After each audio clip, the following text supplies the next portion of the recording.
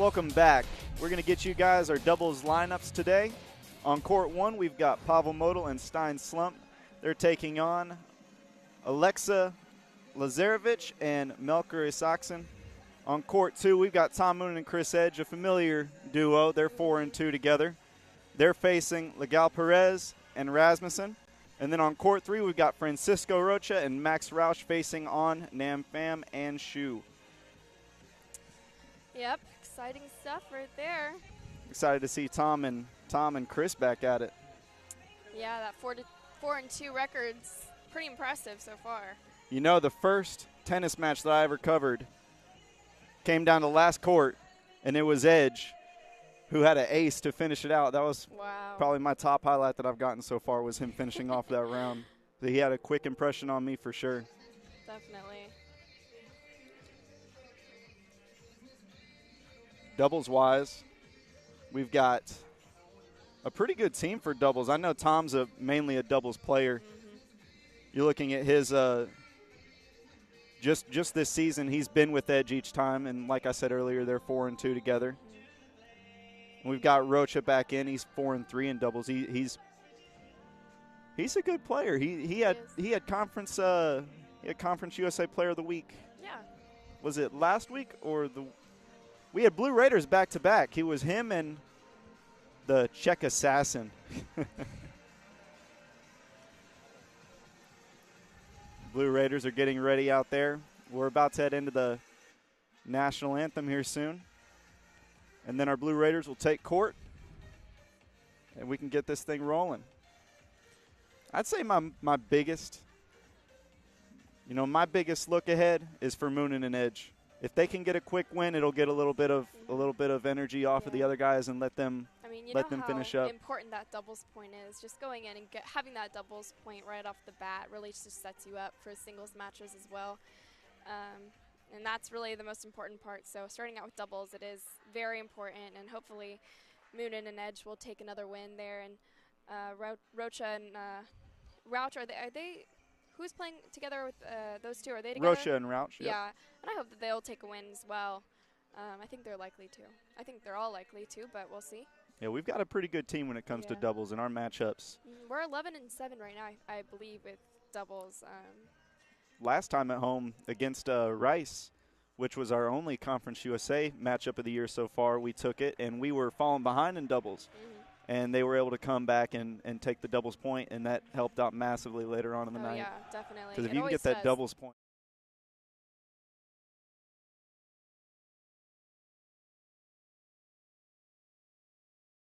You think doubles is harder or it's easier, but for me, I think doubles is such a harder game because you're not just worried about yourself. You got to learn how to play with your opponent. You have to work out a system between the two of you because, the court's it's not as big as it looks. So, and figuring out your strengths and your weaknesses between the two and making sure that you can be there for each point is really important. And I think that MTSU does a great job. Yeah, watching these guys play, we're going to go ahead and take a short break for this national anthem, and we'll be back just shortly.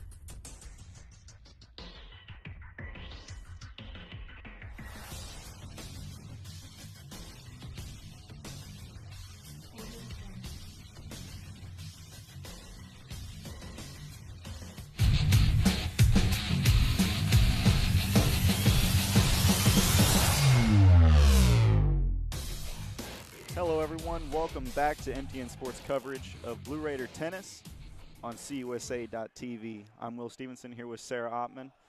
We're getting started here for doubles. Yep, just sang the national anthem, and we're getting out to the courts right now. And about to get started with doubles play. As you can see right now, looking at court 1.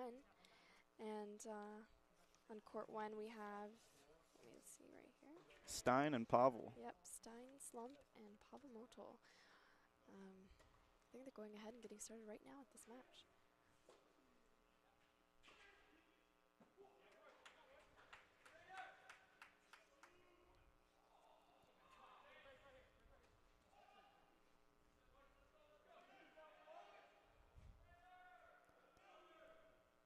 And that was a double fault right there from Illinois State.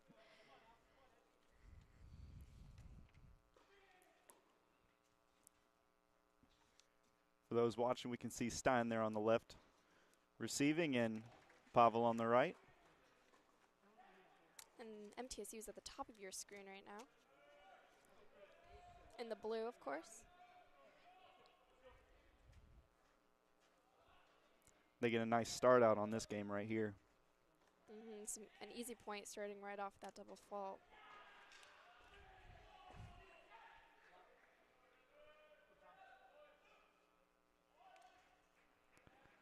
You know, something that you mentioned earlier, talking about, you know, the players riding off each other for doubles. What I noticed with this team is every time that I'm down there watching them, as soon as they make a fault or as soon as they mess up, they make sure to look straight to the other one, and they own up to it. And the other one makes sure not to let them live it down. They let them know, because these points are important. Let's talk about that shot right there, that down the line doubles alley point with both Illinois State at the net. It's a beautiful shot right there. They left that spot wide up in the open. An easy point for the Blue Raiders. You can see there on the right, Coach Borndame starting off watching today's match on court 1. He bounces quite a bit. He likes to see all of his guys play. Yep, he sure does.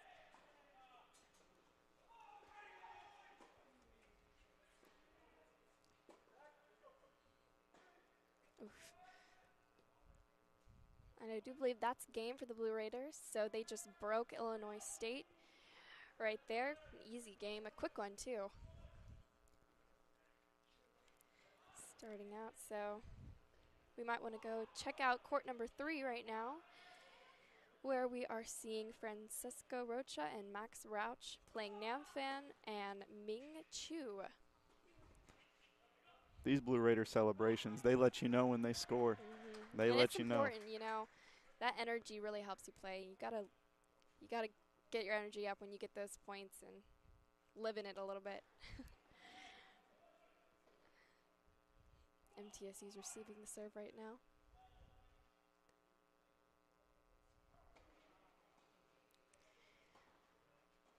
And that one might have been a little long. It's hard to tell from our screen here.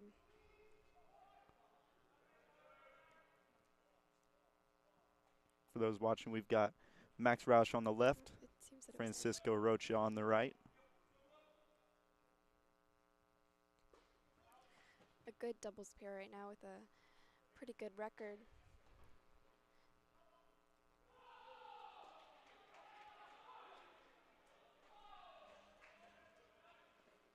Just out right there. Quick reflexes right there from Rauch not hitting that shot, because sometimes, you know, you never know if it's going to be in or out, but he waited and made sure that it was indeed out, getting them that point. And here we are back at court number 1. Now we have a report coming in here in just a moment from our reporter, Zachary Lone. What do you have for us, Zachary? Hey, so on court number 3, Max and Francisco just went up a break. They went down 30-15, won 2 straight points. Then it got back to deuce for the deciding point, and then Illinois State Redbirds shot just went a little long, so they took that break point. Awesome. Yeah, we just got to see that last point there. It was a good game. Now we got Stein Zachary serving.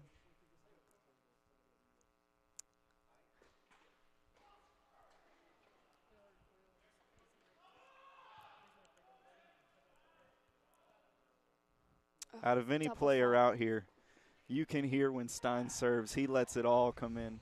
Yeah, definitely. I know that's got to be disappointing, though, a double fault right there and into the net.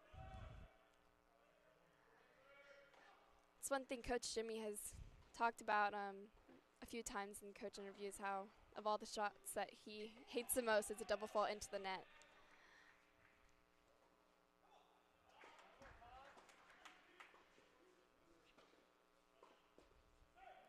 Ooh, what a great volley play right there from Pavel Motl. Those quick reflexes, playing in for that volley, being right next to the net. Mm-hmm. You've got to really trust your guy behind you. Oh, That yeah, if it for gets sure. by you, he's going to be there to back you up. Mm-hmm. And Stein was ready for those shots, you know. If Motl wasn't able to get there, he was going to be ready.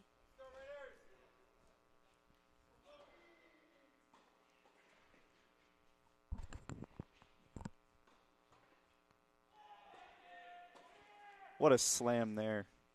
Wow. Looked just a little long. Yeah, it looked a little long. I'm not.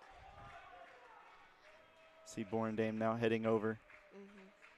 to take an eye on Tom Moonen and Chris Edge over there on court 2, I believe. Mm-hmm.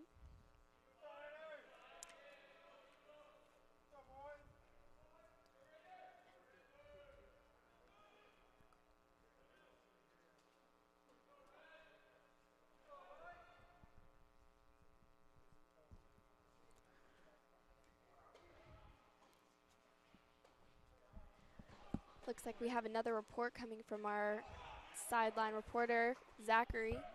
What do you have for us now, Zachary? Yeah, so back on court number 2, after Tom and Chris, they went up that break. They went up 40-30 and then lost 30-40, then lost the next 2 points and lost that in a deuce. So that matchup on court number 2 is back to 1-1 on serve. Nice. Thank you, Zachary.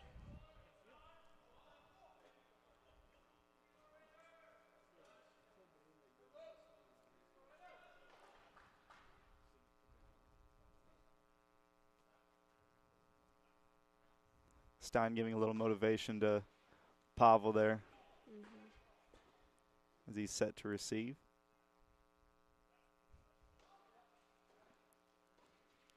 That's a strong serve from the Redbirds right there.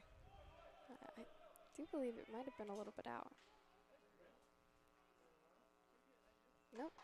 It was in. It was an ace right there.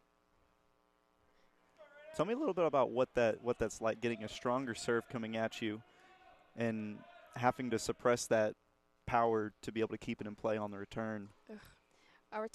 Returning a powerful serve like that, I mean, I couldn't even tell you how they do it. It's so much power, but I mean, they're all powerful players. So, and returning a powerful serve is less about returning it powerfully and more about being able to just get it over the net, which these players are pretty good at. Yeah, and they definitely do bring the speed. For the MT players, those serves are coming in upwards of 120 miles an hour, some of them hitting that 130, 140 mark. Mm-hmm. So that's a lot of speed coming at you. Yeah, definitely. I wouldn't want to be the one returning it, that's for sure.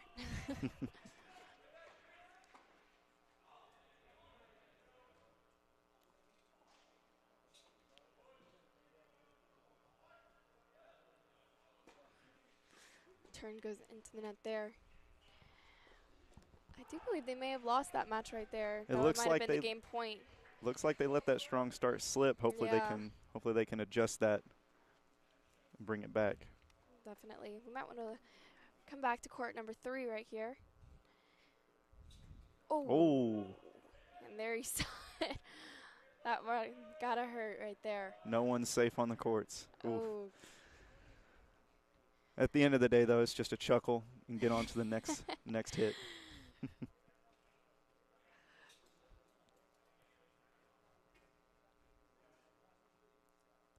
It's one of the scary parts about being up the net. You never know when a ball is going to come flying at your head.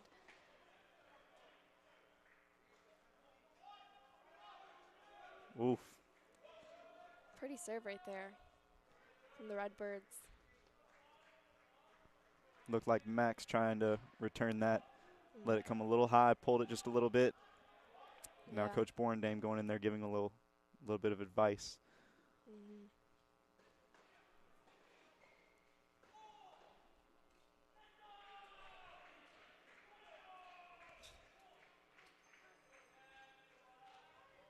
And that one's out from there.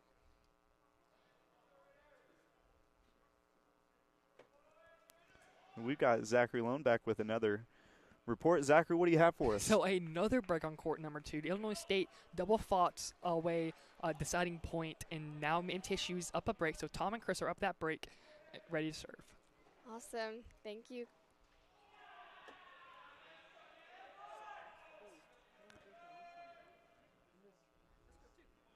Oh, that shot just hit the net right there. It's got to be disappointing, and I do believe that was game. It's a nice little setup. They hit a drop shot back to MTSU, and they had to handle that return, and caught him on the volley. There. Yep. Now we're back at court number 1.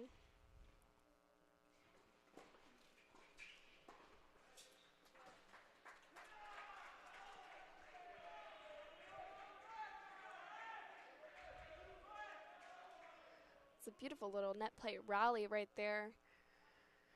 End up going in the Redbirds' favor, but some impressive playing on both sides right there. The Redbirds know they're coming into a matchup where they're not favored, and they know that they've got to be aggressive, so they're coming out offensive. Their A game for sure. They're getting up to the net. They know there's a risk to that, but if you don't start ahead, it's going to be hard to take over a team like Middle Tennessee. Definitely.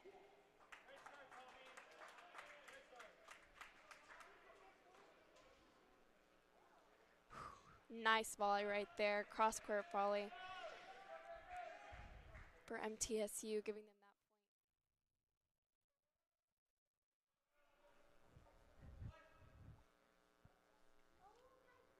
that point. Coach C heading out there to Pavel and Stein out there. Give them a little bit of coaching before their next game.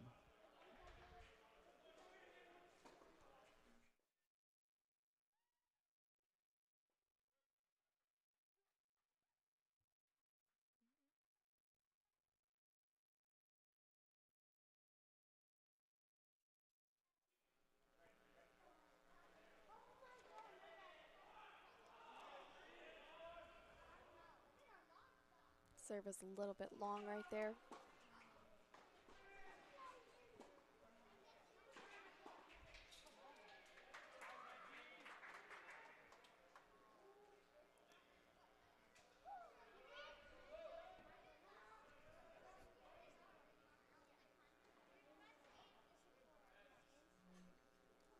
I do believe that second serve was in, and at the point went to MTSU, but I could be wrong. It's hard to see right here, but Court 1 MTSU is up 2-1. I can see on the scoreboard just to my right.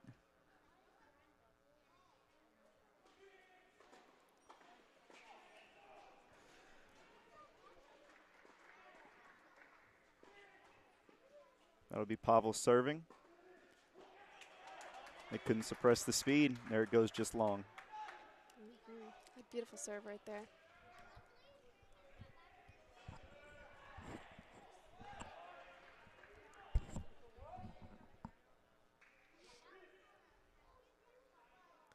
And that just means that MTSU held their serve right there and won that game. Now we're switching over to serving the Redbirds. I think that serve was a little long.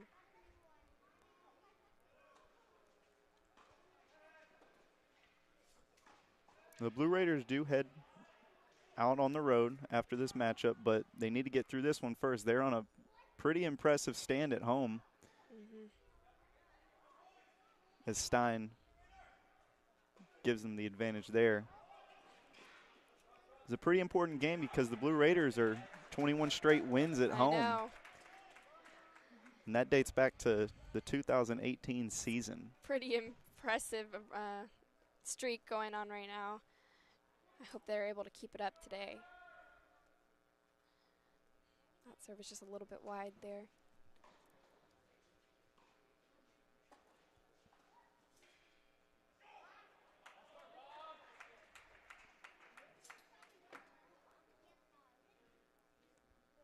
What a gorgeous volley right there.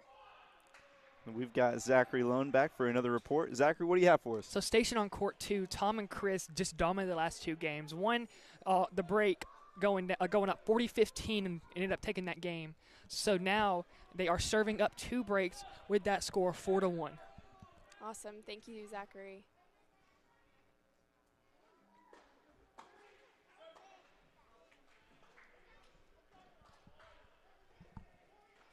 Up 4-1. It looks like they're making quick work of them out there on court 5. Definitely.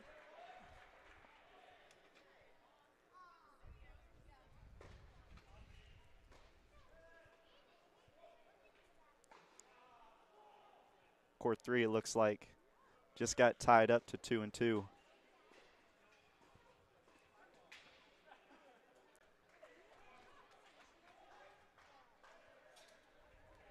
Of course, on court 3, we've got Rocha and Rauch. They were behind 1-2, so it's nice to see us getting back into that tied definitely. position.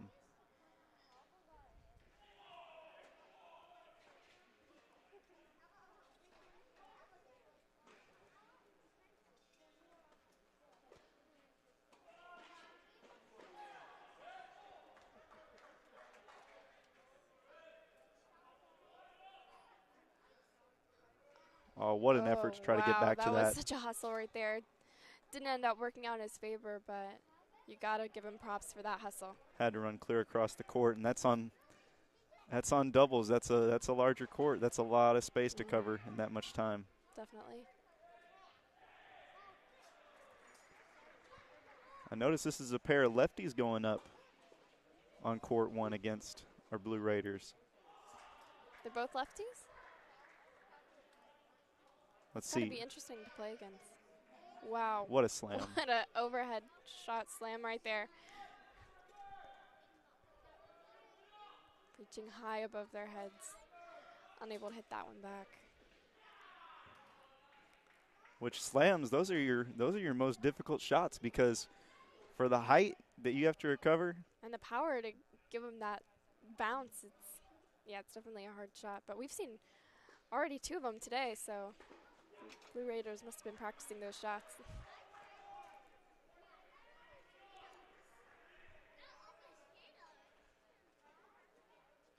And there it Easy is. Game right there for the Blue Raiders.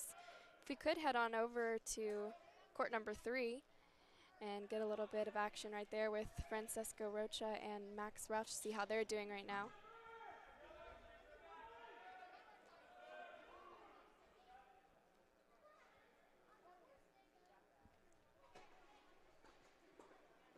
We are tied up on this court at 2-2.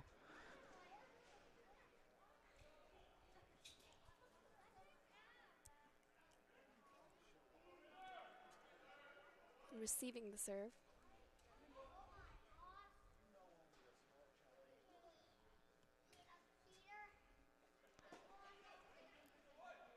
The Blue Raiders have been, pretty powerful at doubles this year. They've won 4 of the 7 matches that they've had at doubles.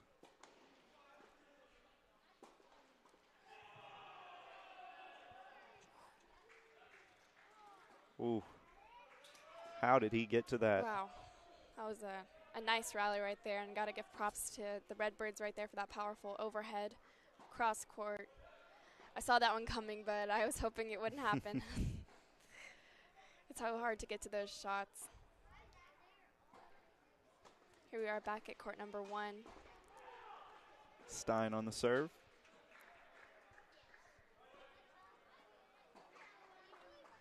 Easy point for MTSU there with that volley by Pavel Modul down the center of the court.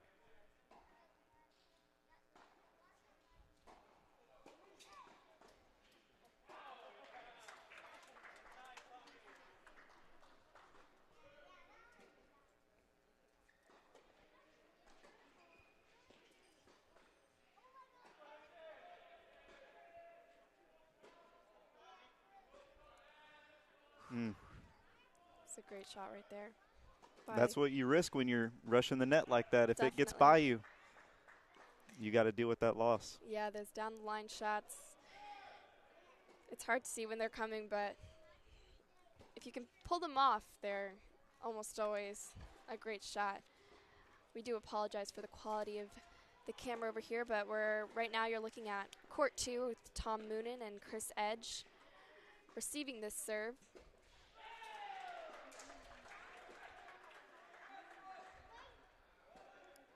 For those watching, that's And Tom just on the winning right. that point right there. What a beautiful shot. And I do believe that is the match right there. So we have our first win on court number 2, giving us that first doubles point, which is always such a great, great thing. Our next closest is court 1, which that's where we're back at now, where we've got Pavamodel and Stein Slump. They're up 4-1 right now.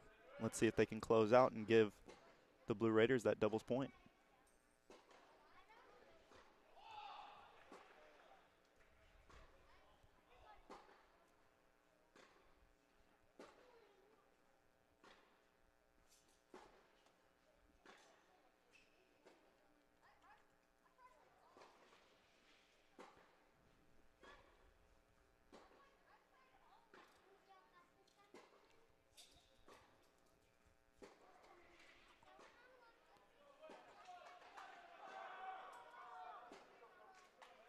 Ooh, another double fault right there from Stein. Stein's put quite a few in the net so far on the Yeah. serves. Hopefully he can get that adjusted caught when a it comes to few. singles play. Caught a few double faults, excuse me, that we've seen Stein do. You know he's got to be frustrated right now. Hopefully he doesn't let that get the best of him.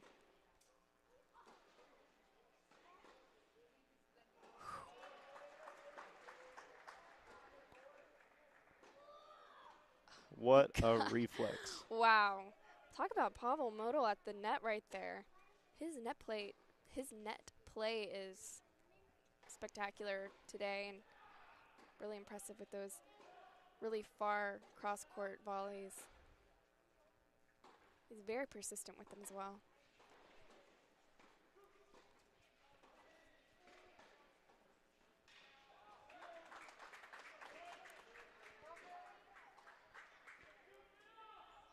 And there it is. There we go.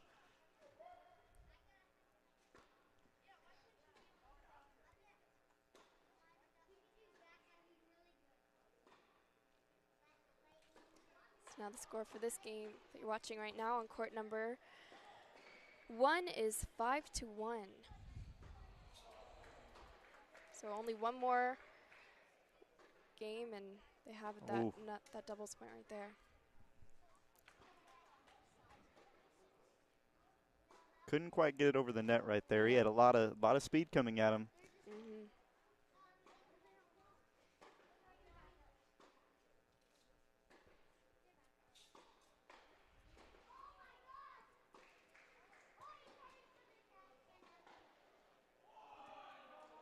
Oof.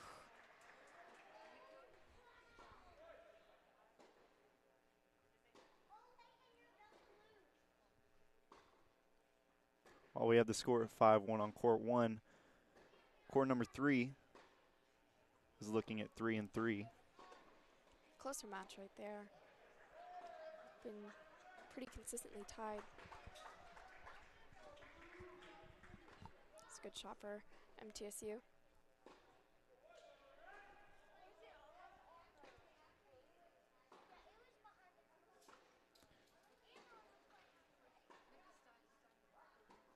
We saw just a moment ago the director of athletics for MT Athletics, Chris Massaro, is in attendance. Yeah, we've got a big crowd today at the Adams Tennis Complex. I mean, as big as you can be with COVID.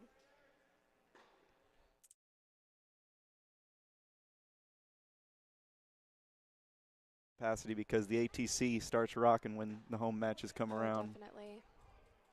But that 10% capacity, I'm sure I'm they're missing just the glad to food. have fans back in. Definitely.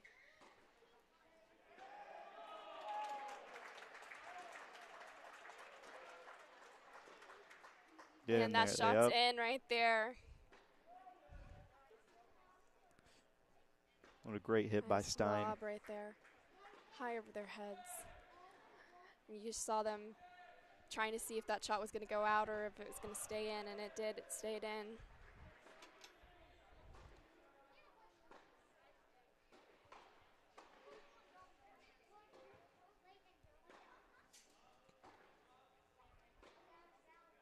Looked just a Shot was little long on the yeah, serve. a little long.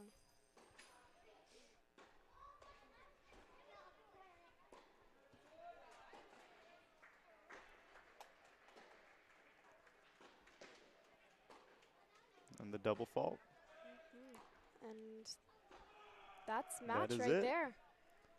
Our second win for the doubles. Blue Raiders So take it. Blue Raiders take that doubles point. 6-1. Wow. So now we'll try to find out if that last match on court number 3 is going to retire or if they're going to continue playing it out. And as of right now, they are continuing to play.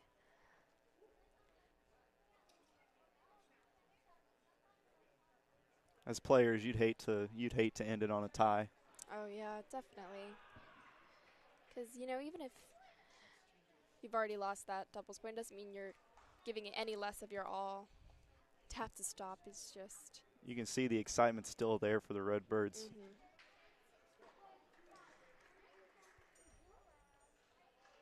So that makes it 5 of the Blue Raiders' 8 doubles appearances taking that doubles point.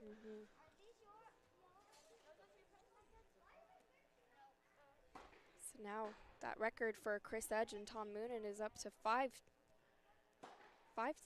5-2, yep.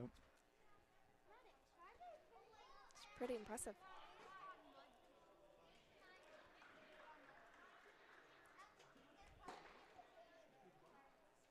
For those who don't know, we had the women's Blue Raider tennis team out playing Baylor today. We've got Zachary on the sideline. He's going to give us a little update on how those women did. Zachary, what do you have for us? Yeah, so that match is still in progress, but Middle Tennessee State has already won that match. They're up 5-1, winning the doubles point with Lee Bernard and Lydia Burrows winning 6-1, and Lufsar Alexis and Muskan Gupta winning 6-4. And then in the women's,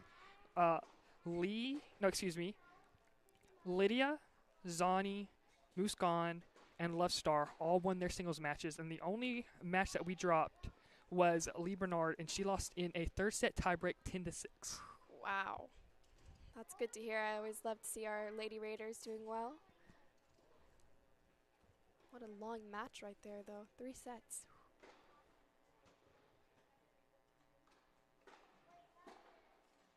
With that win, the Lady Raiders will be back in action. That was Butler, my apologies. They'll be back in action against Ball State tomorrow. Still on the road. That'll be a 2 o'clock game. And then they're back home against Chattanooga on the 20th. And we'll have that live play-by-play for you on the 20th. Sure will. That shot was just a little bit out right there by the Redbirds, giving that point to MTSU.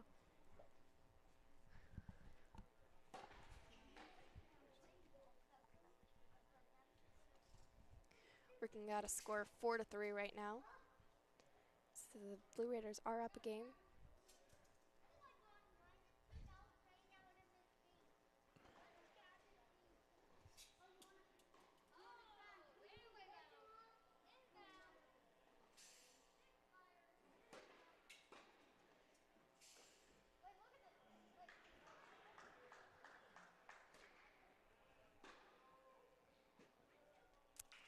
Another good shot right there for MTSU.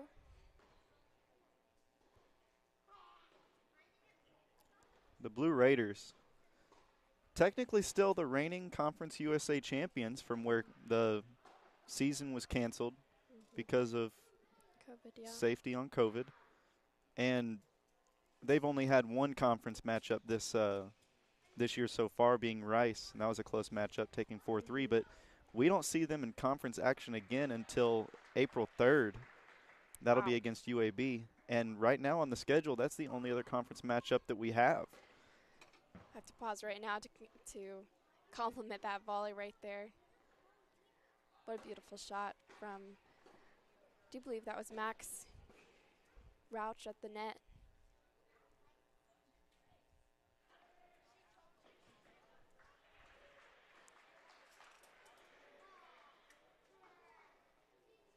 Ooh, an ace right there. Across the entire court there for Roush.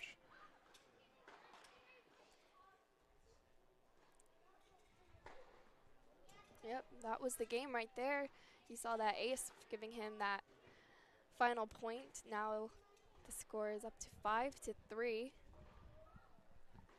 Only need one more game to give us a score of 3-0.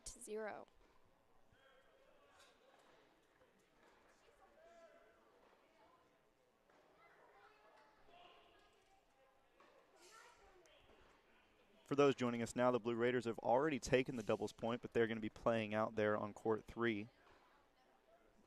Those wins coming from Tom Moonen and Chris Edge, as well as Stein Slump and Pavel Model. Was out a little bit long.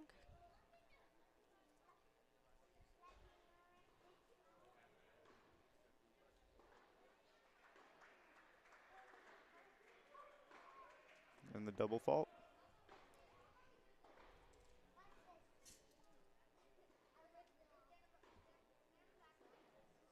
You can see even though the point's already there, you still get all the Blue Raider support, all of them lined up there on the top left of your screen, watching their guys finish out.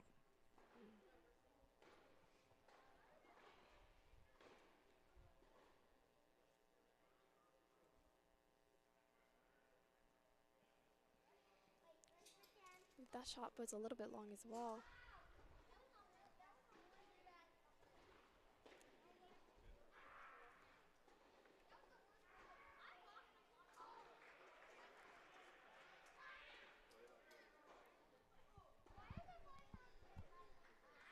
And that point going to MTSU there. Redbirds were just a little bit out of the lines, that in the air shot.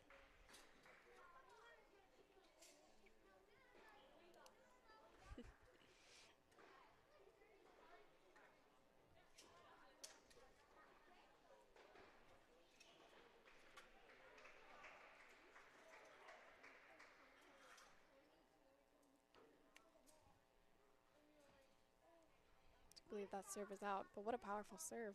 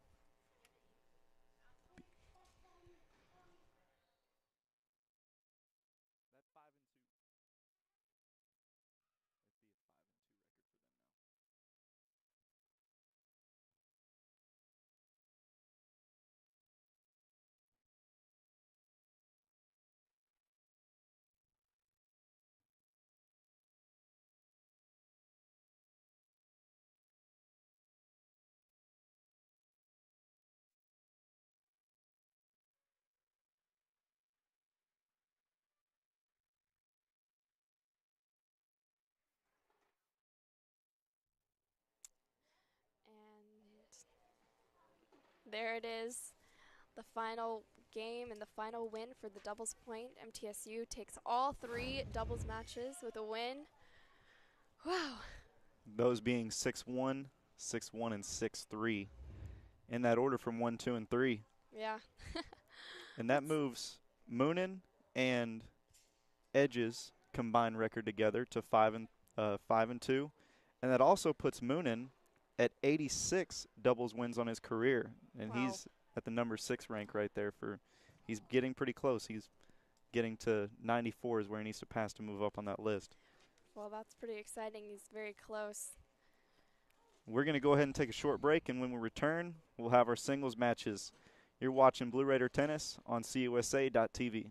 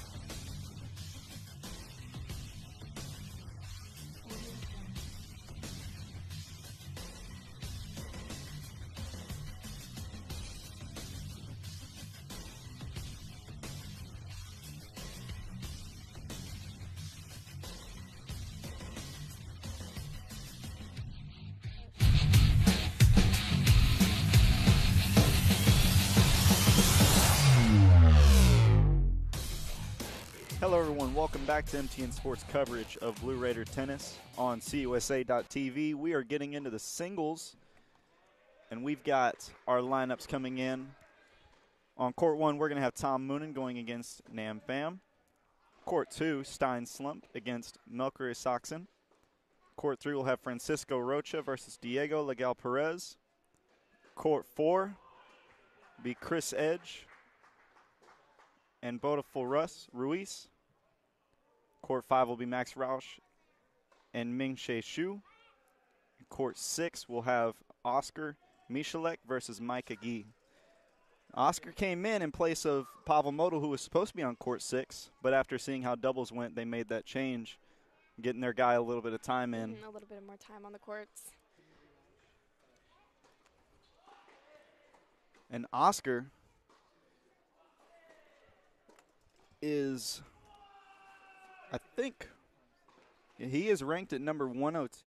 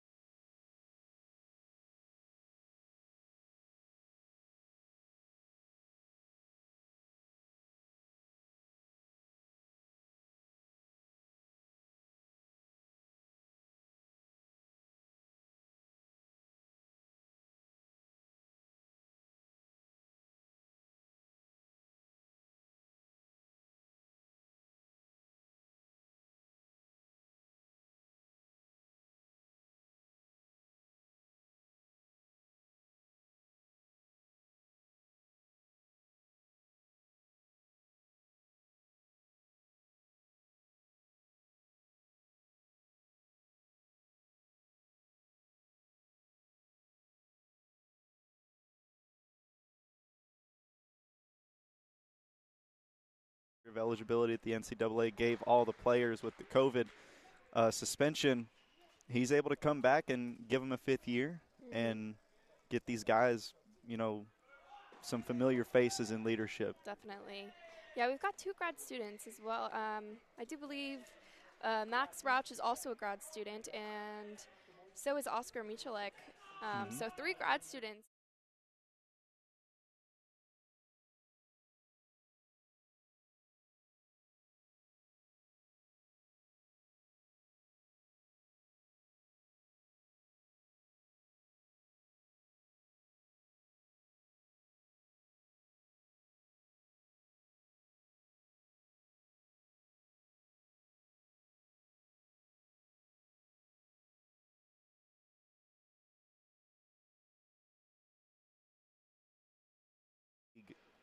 Athlete of the week, as we're going to court 1 here with Tom Moonen.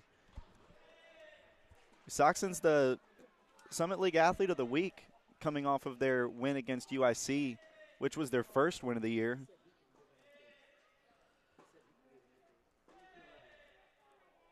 You see the power in Tom bringing it up to that freshman.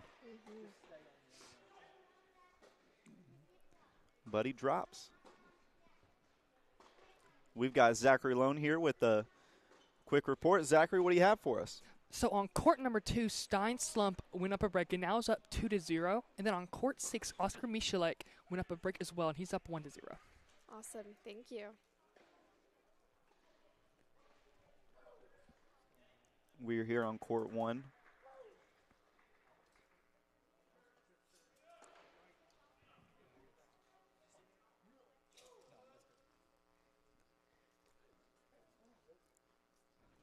That consistent backhand from Tom, getting him that point.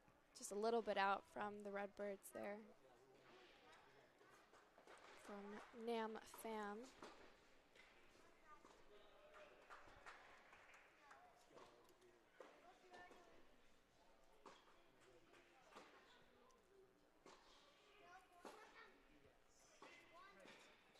an ace right there from Tom Moonen.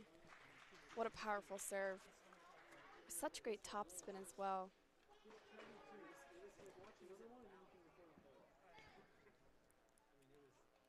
We put Tom's serve up to the test last semester in our show for MTN Sports, Blue, Red, or Extra Point. We have a segment in there where we put one of our guys, Houston Chapman, up against these Division I athletes to show their power and, you know, their skill at their craft. And Houston plays tennis every now and then, and that was something for him to handle, seeing how fast that ball was coming in. Oh, goodness, yeah. They go really fast. They've got some really, I mean, these guys are working out as a team every week. He's got some trickery in there, too. Houston stands at just about 6'4", 6'5", and Tom brings a kick serve that goes right over his shoulder. Mm-hmm. It was fun being out there to see him off the playing field and being able to have some fun and see they're practicing. That was 2 shots in a row that Tom was able to secure 2 points. I mean, from Namfam hitting those shots into the net, not being able to get those volleys over the net.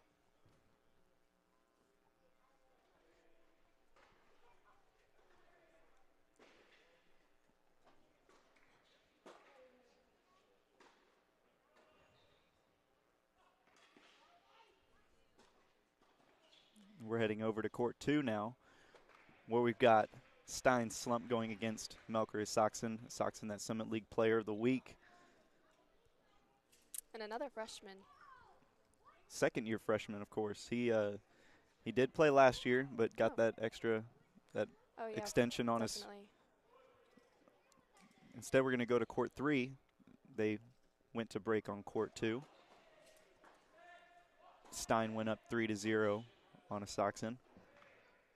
Tom up 3-0 on Pham. And now on court 3 of Francisco Rocha. We've got them tied up at 1-1. You see the Red Bird taking the serve.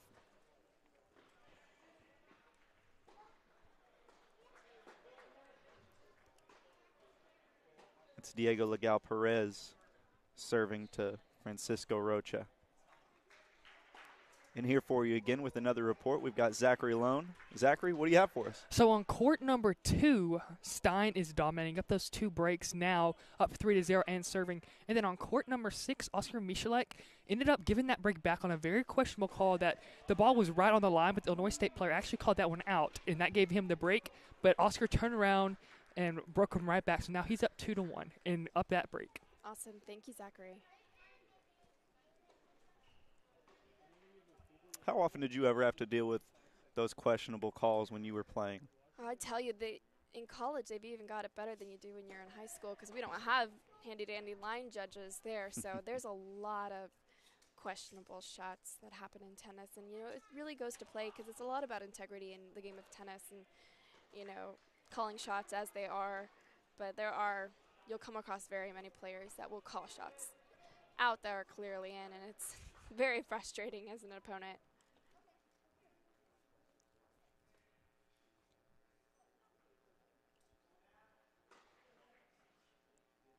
Just a little too much oomph on that one. Goes a little long.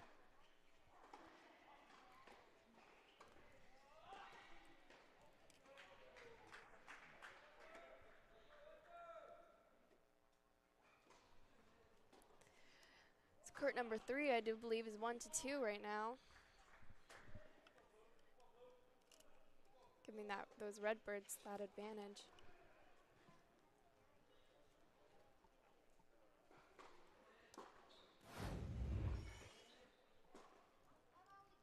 Now here we are on court 2 with Stein Slump serving to Melker Saxon.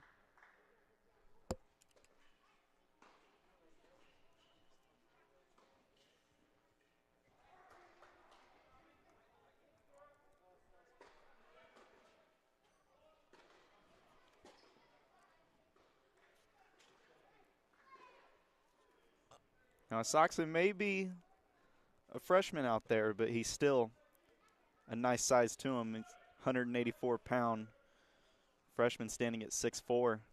He's got a 13-3 singles record. And in his homeland of Sweden, he was the 9th rank out there. Wow. And he was ranked 12th for the UTR rankings. It's pretty impressive. You can see why they put him at such a high court. Mm-hmm. Oh, a few double faults we're seeing today from Stein Slump. We saw a few in the doubles match. We're seeing them again here in the singles. And all into the net, too. Yeah.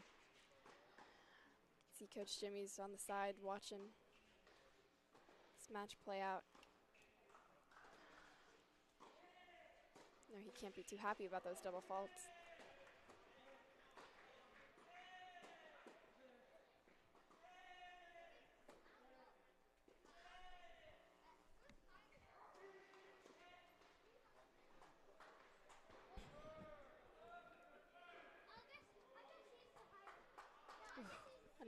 Another double fault right there. It's 2 points in a row that we've lost due to double faults, and that was the game, actually. Correct myself. So Stein just had his serve broken by Melker, due mostly to double faults there. Looks like we've got Zachary here with another report. Zachary, what do you got? So breaks are coming left and right tonight, guys. So on court number 5, actually, Max is now up 2 breaks, and that match is 3-0. And then on number 4, Chris just got broken, is now down 1-3, and the Redbirds are serving. But then going to court number 1, Tom is up 2 breaks. So that one is 4-0 with Tom serving. Nice. Thank you, Zachary.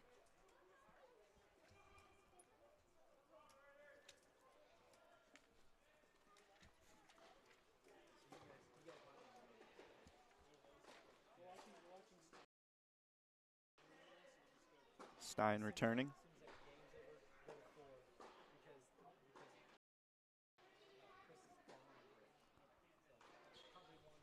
It's just a little bit out. Looks like Melker has quite a bit of speed on that serve. Mm-hmm.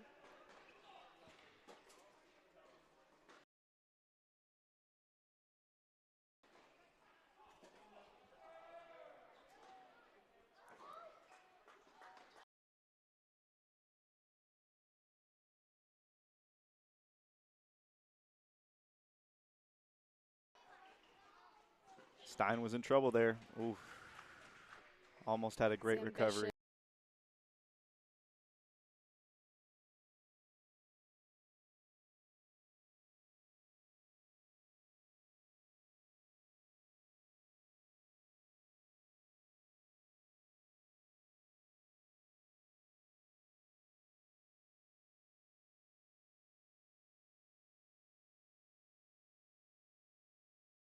And ran up to the net. Ended up not going in his favor right there, a little bit long.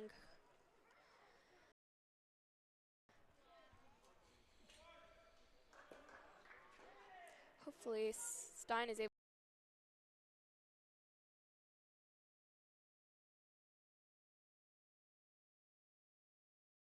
to pull this one around. Right now he seems to be in a little bit of a rut. Those double faults are probably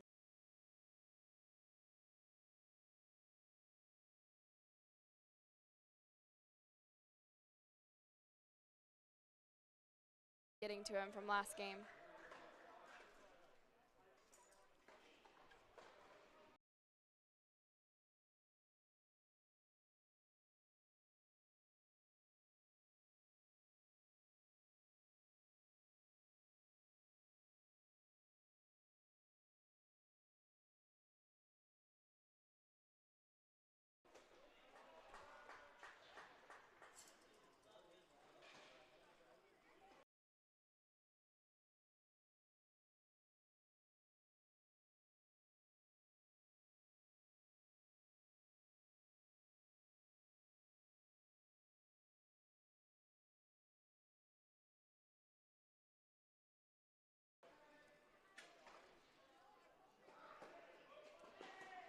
Sent that one to the sky.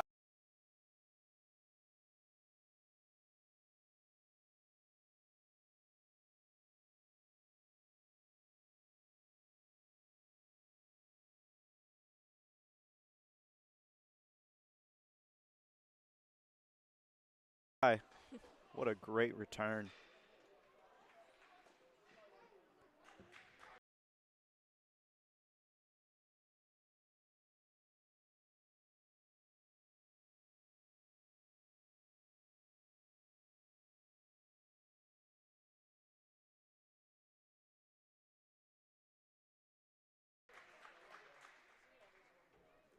That one's just a little bit out into the doubles alley. That's really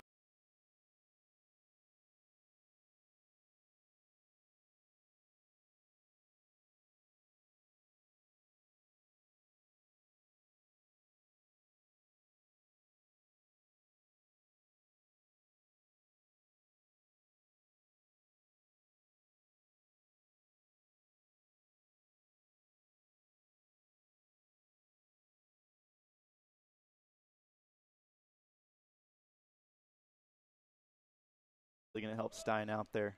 Yeah. Finally got one of those points in his belt.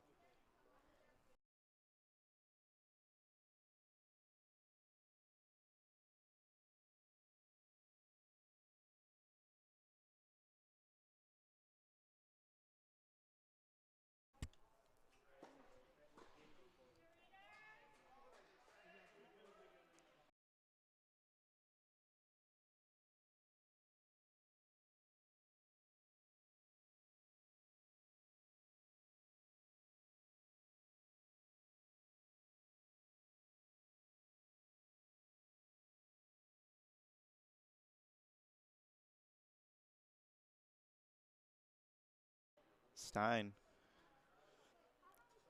just a little bit outsized in this one for the underclassmen. Surprising.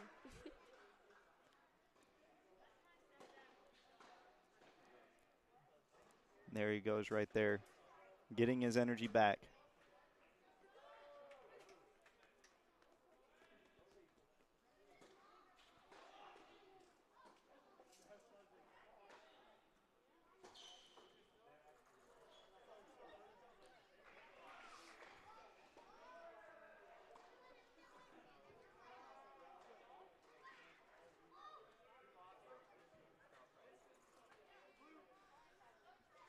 Nice shot there from Melker. You can tell the Stein Slump was expecting that shot to be across court, but he ended up hitting it right back in that same spot down the line.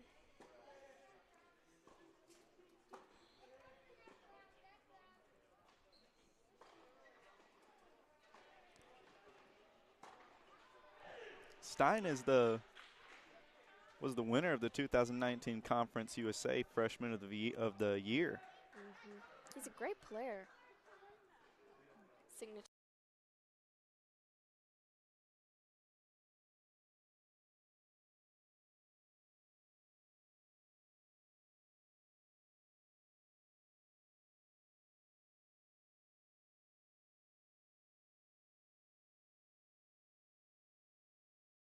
for his loud grunts. Yeah, you can hear him when he's playing. He lets you know when he's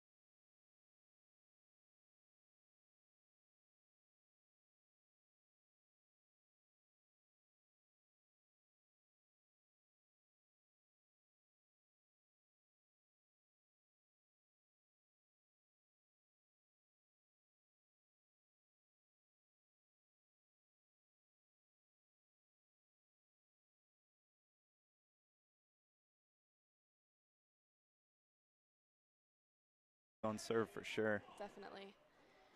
He's got that point right there, giving him that game.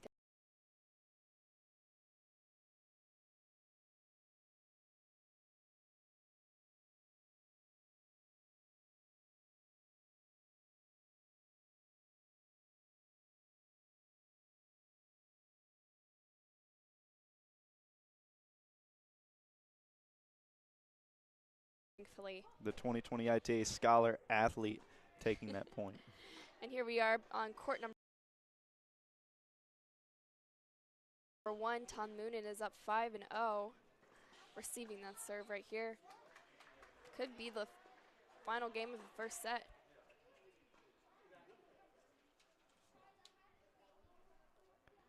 And man, what a 6-0 win would do on the first court for MTSU. Definitely. They've already got the Great. doubles point. But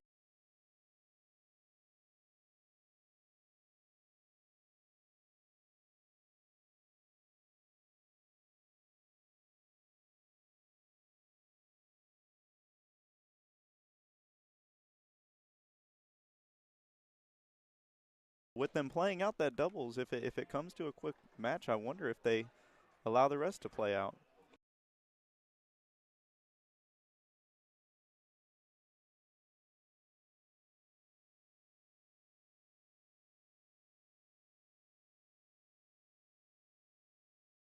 They For just singles. might. They've been, most of the time here at Adams, they've been letting all the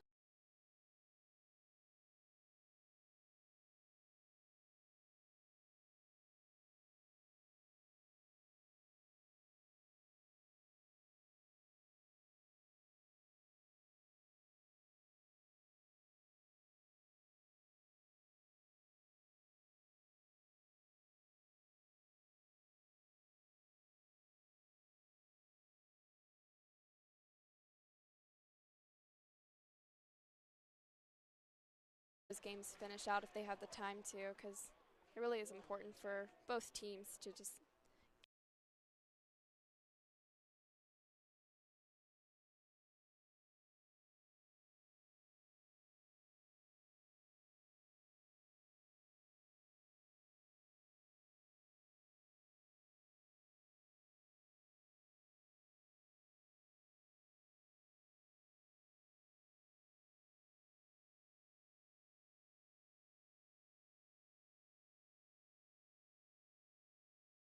gain that extra practice and get those stats under their belts. That's where you got to hear. You get.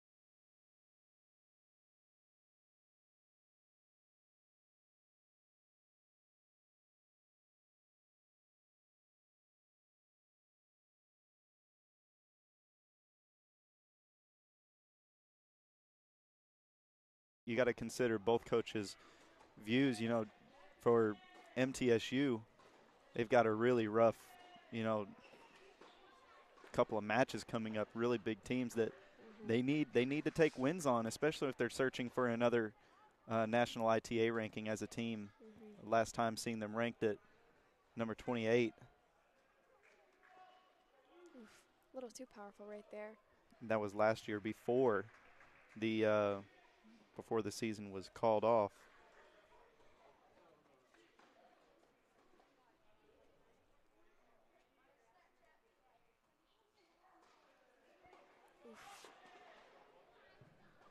Fam last year stayed at the number 5 and number 6 position primarily. Surprising having to have someone who plays at the number 5 and 6 playing up against Tom Moonen here. But there may be a little bit of strategy to that, having somebody who isn't as experienced playing those higher courts going into a player that they know is so star-studded. He gets a nice slam there on Tom. He did. It went way over his head, and Tom gave it his all trying to get there, but I don't think there was any way possible to hit that one back.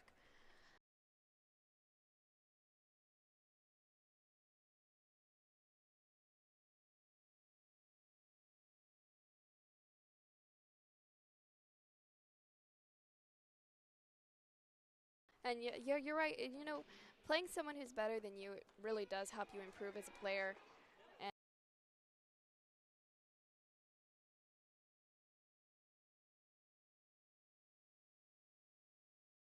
And you do play better when you play someone who is better. And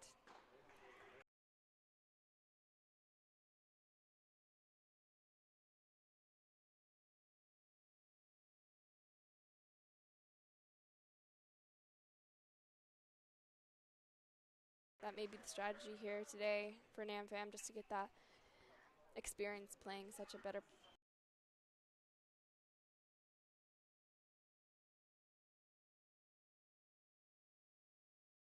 Such a higher ranked player. And such a bigger player, too. Moonin is a 6'2".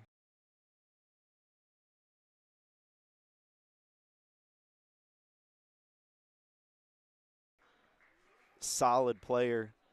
Fam getting another great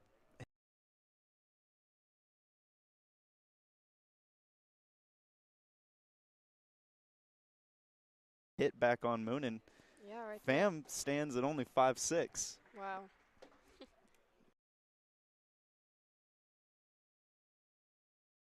He's a much smaller player, so. Hey, he's playing really well right now. I think that was 2 or 3 points in a row that went to Nam. I do believe we've got another report coming in from our sideline reporter, Zachary. What do you have for us, Zachary? So on court number two, Stein went up yet another break, now serving at 4-1.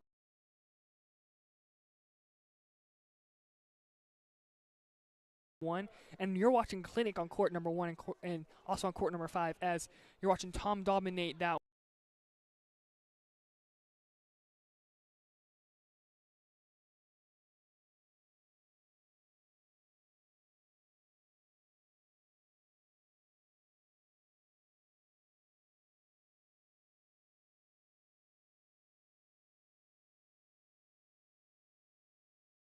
One, and then on number 5, Max is up 5-0. He is up Nice. 3 breaks, serving for the set. Wonderful.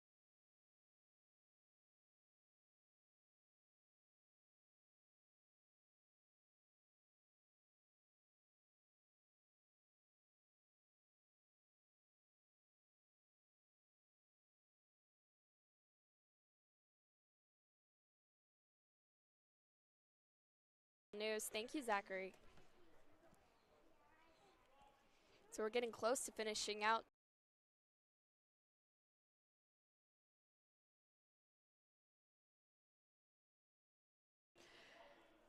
Sets on 3 of our courts right now. Just 1 game away.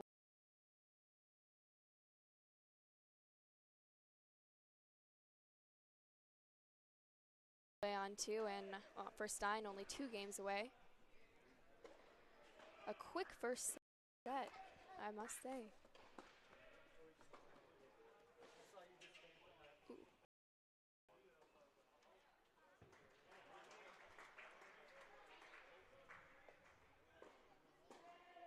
Looks like Oscar gets the break on court 6, and he's now serving 3-2. And Tom Moonin just got that point right there.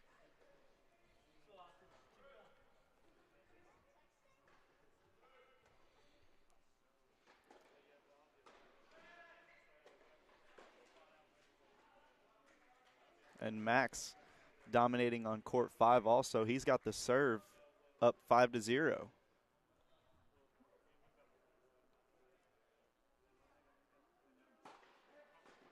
It did look quite long right there.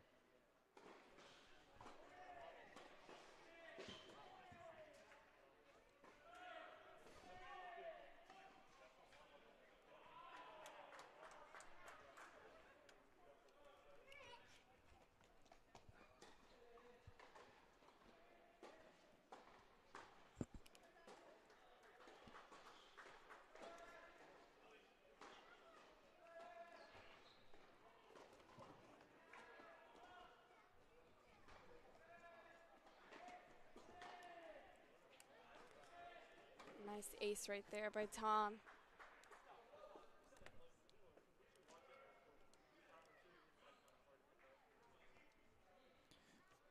No, these are 2 business students going up against each other.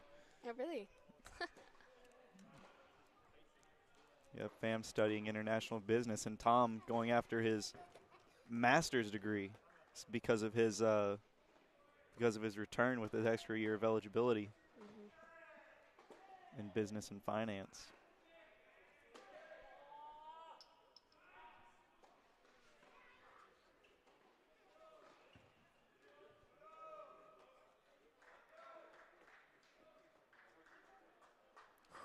Another powerful.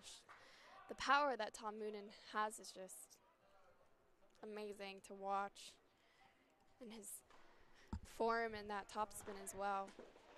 Just launching off of his racket onto that other side.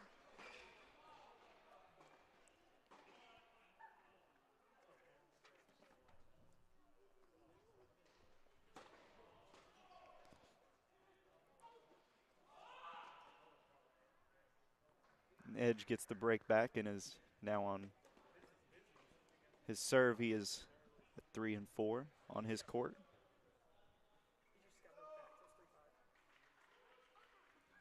And that's 3 and 5 now. There's a little bit out right there from Tom.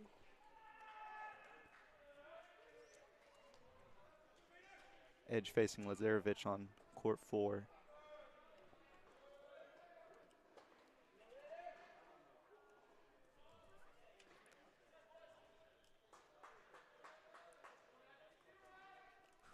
Another great serve from Tom.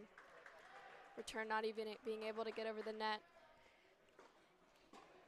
And I do believe that was the first set for Tom Moonen, so he gets our first official set win for today's singles matches. And now I do believe we're close for a few other matches. We're on court 4 right now. Chris Edge up against Paul Beautiful Rios. And he's down a break, now 3 and 5, 3 to 5. So this one's a little bit closer than the match we were watching just a second ago with Tom Moonen. That shot was just a little bit out.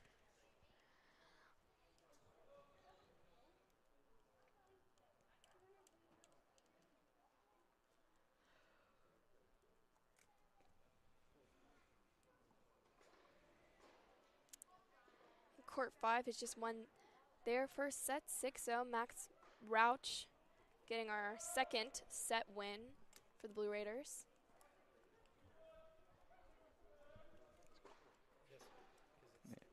Edge needs to have a break here just to stay in the set.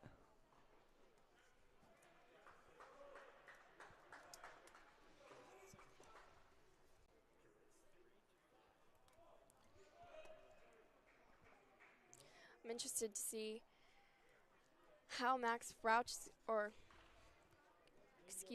how Chris Edge is going to finish out this match here, or this set. If he will be able to break the serve right here. Also on court 5, looks like Max took that first set.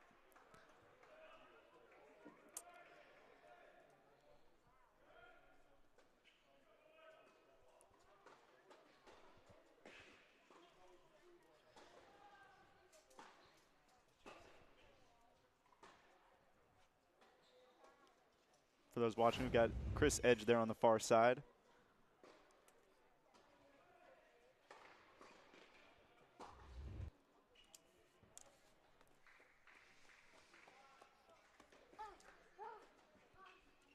Edge returning from Alexa Lazarevich, the Serbian junior, on the serve.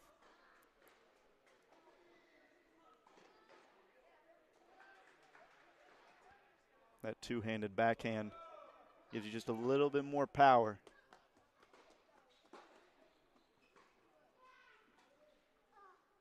Oh, just a little bit out, a little bit long. Powerful rally back and forth there. Forehand and backhand. Cross court was basically the same shot over and over. Yeah, they're just going back and forth and back and forth. With each other breaking each other. Pretty consistent. They're pretty equally, I'd say, pretty equally matched opponents. Playing a pretty similar game. He had the advantage there, but Chris Edge took a chance right there and ran up to the net to try to break that cycle of back and forth, but it bit him in the end, and he wasn't able to get that one over the net.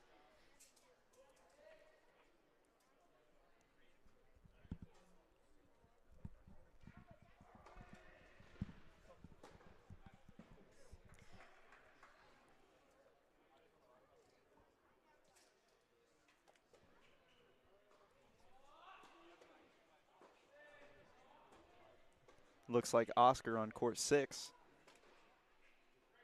It's 5-2. Just moved to 5-2. And he's on the serve.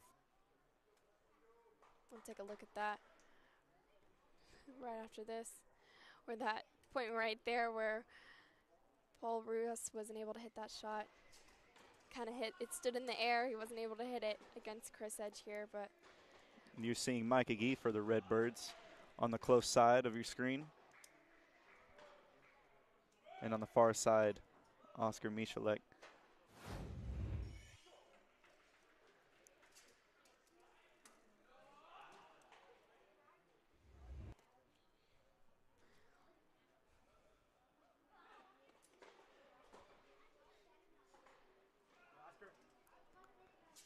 Of course, this court 6 changed lineups after the doubles from where it was going to be Pavel Model versus Ming She Shu, but is now Oscar versus Mike Agee. Shot in the net there from Mike. Giving that point to Oscar Michalek. You can tell Oscar Michalek is getting pumped about possibly taking his first set right here with this game.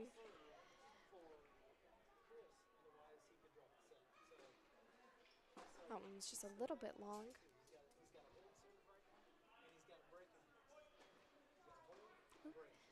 And a great second serve that was caught in the net once again from Mike there. And net's catching a lot of victims today. It sure is. We've got Zachary here with another report. Zachary? So I am back, guys. So on court number 4, Chris Edge gets that break back. So now it's 5-4, so they're back to on serve. So he's down 5-4, has to win this game to make it 5-5 and potentially break to try and go ahead and serve for that set. But then on court number 5, it looks like, yeah, so we dropped court number 5. That court number 5 is Max Rauch, who's been playing from behind since the start, unfortunately.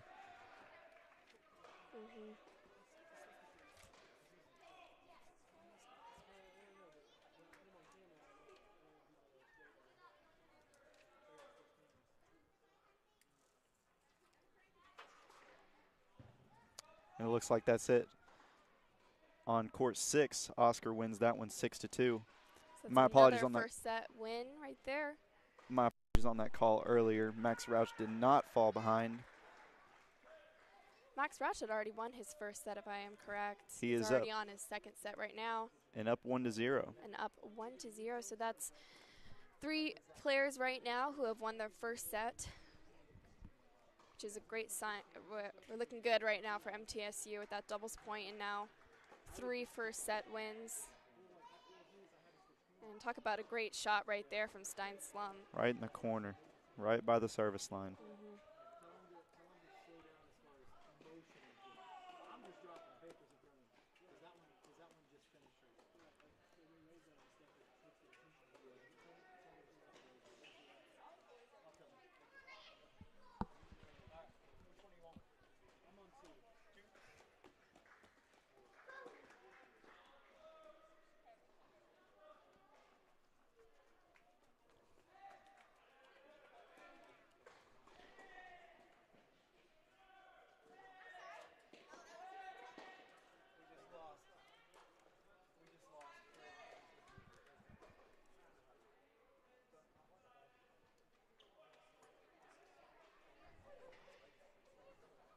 Stein gets the quick win there out of a double fault.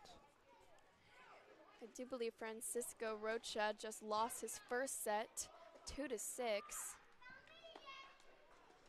So And that is on court the 3. Redbirds were able to take him right there. Diego Legal Perez takes that one on Rocha.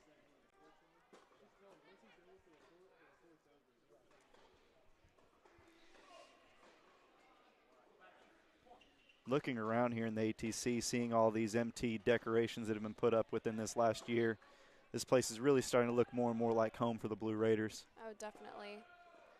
Murals are definitely a great addition. The big mural at the concession being the newest addition a big photo of Tom and Lydia. Yeah, it's a great piece right there. Wish you guys could see it right now, but right now we're going to go over to court number 4. Chris Edge receiving this serve right here. I talked to Coach Jimmy just a couple of days ago about that mural of Tom there on the concession wall. And it's quite a large mural. If you haven't seen it yet, check it out on the men's tennis social media. But he made sure that Tom knew that he wouldn't be leaving Blue Raider legacy. He'd be staying here for future players to see.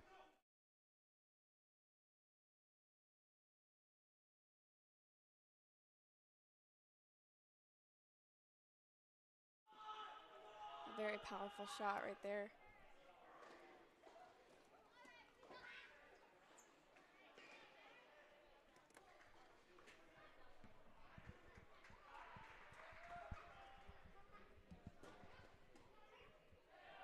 Into the doubles alley right there from Paul Rios.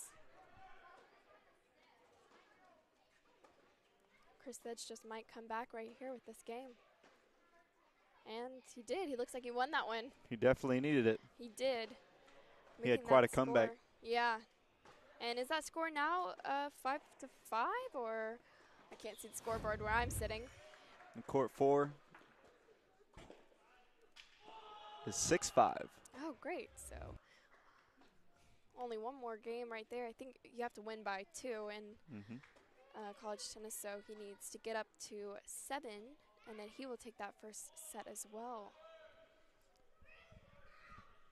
And he was working from behind, too. He was, I think, down 3-5 at one point. He was, yeah.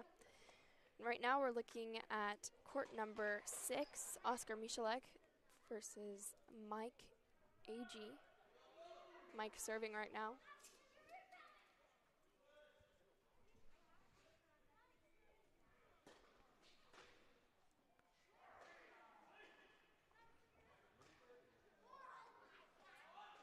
Mike originally from Atlanta, Georgia. Great second serve right there.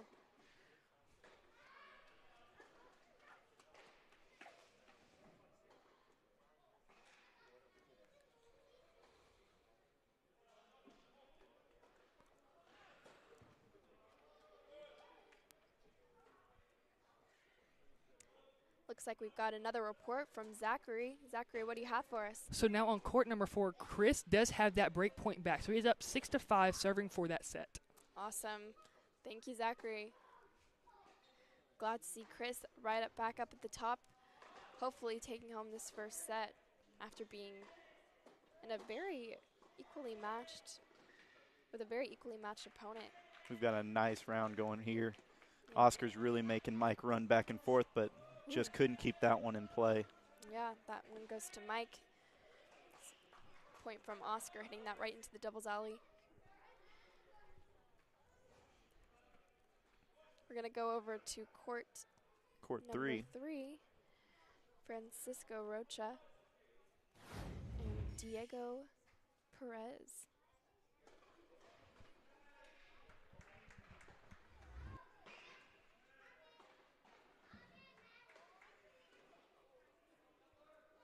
Coach C giving him a little bit of a rundown on how he needs to come at Perez.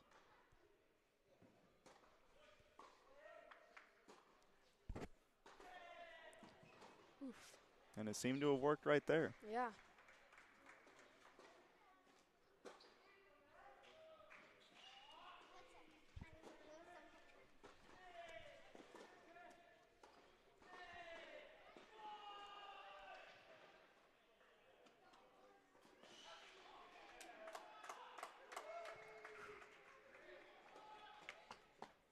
That was a hard shot to get to right there. But got to give props for Francisco for hustling over, even though it ended up not working in his favor.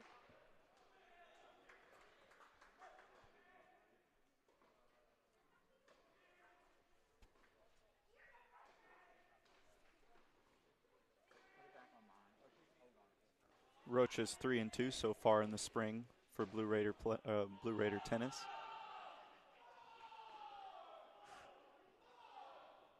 Ooh, what a nice shot there from Francisco. You can tell he's happy about that one. a beautiful cross-court shot that sprung over into the side that wasn't able to be returned. Letting his boys know exactly what he did right there. Definitely. You can tell he was proud of that shot, as he should be. I think that one was a little bit long. And the call did go in Rocha's favor as well. Yes.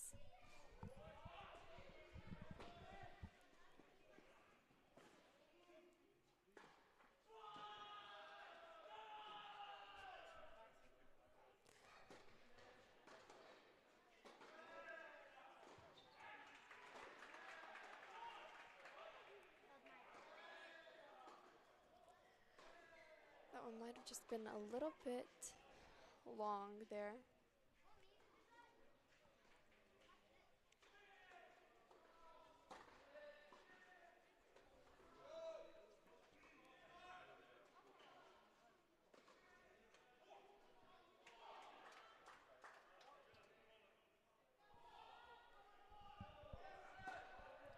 That one was a little bit long as well.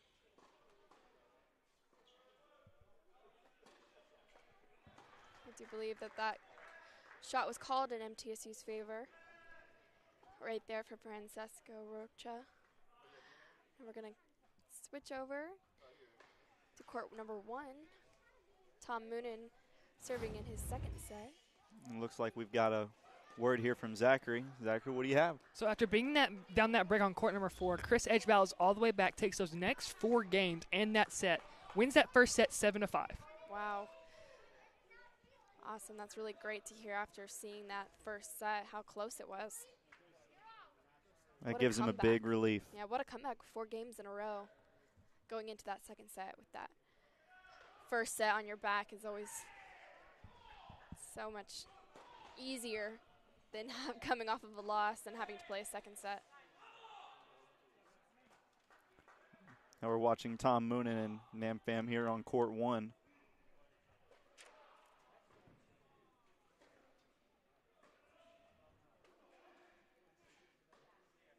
And Francisco came out swinging after dropping his first set 2-6. He gets an early break in his second set, and he's now up 1-0, and he's on the serve. And that's on court 3. Yes. It's good to hear there. And Tom is currently up 3-1 in his second set here, as that's the court we're watching right now. So close to finishing out his match.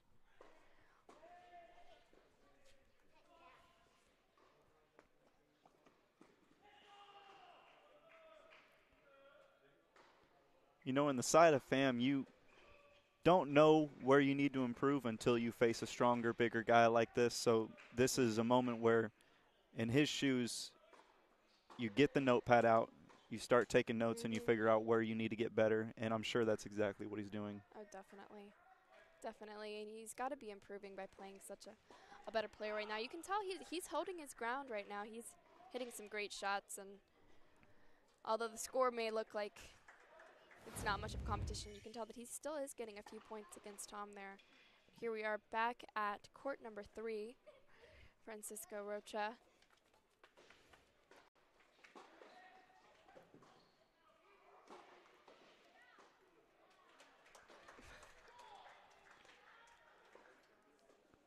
Right over his head. Ooh.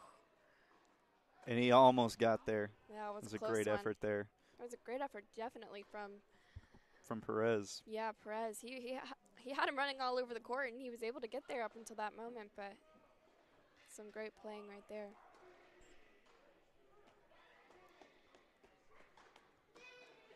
Last year, Perez went 14-11 in singles play. That was mainly at the number 1 and number 3 position. And, of course, we see him back at the number 3 today going against Rocha.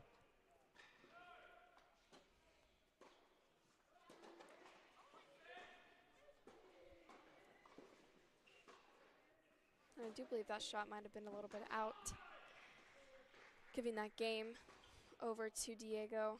We're going to go back to court number 4, Chris Edge, just coming off of that first set win, now into the second set.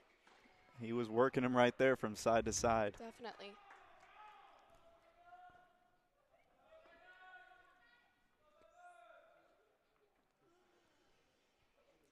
Chris is up 2-0. Excuse me.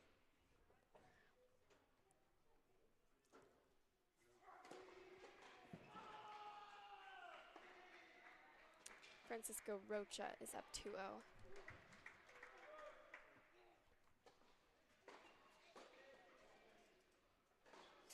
Just a little bit wide right there.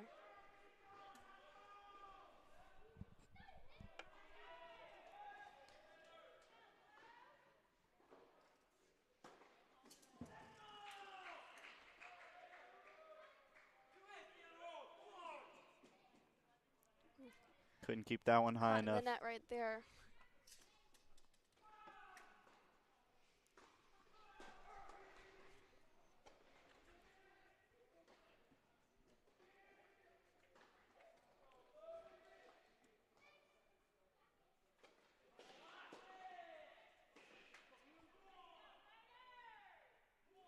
Lazarevich there seeing a move up in his courts as well. He normally plays at the number 6 for Illinois State. Can see him up at the number 4 position here.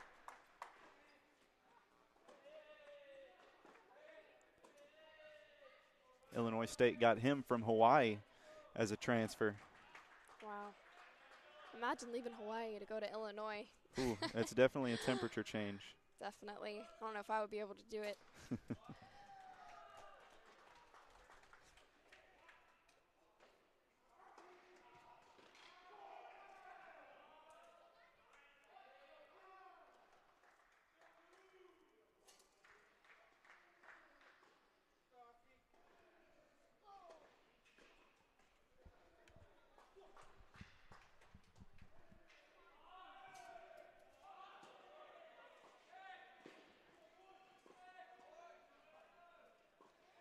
It's a nice shot right there from Paul Ruiz.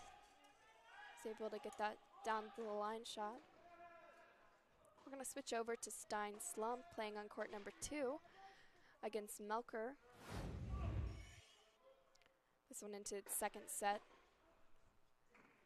with Slump winning that first set.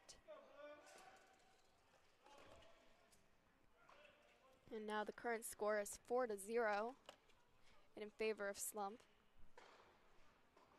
So close to the end of the match here.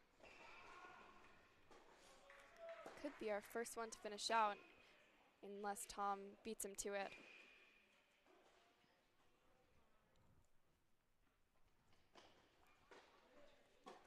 You know, those shots are so difficult when you have to chase. You have to lay your whole entire body out on the line.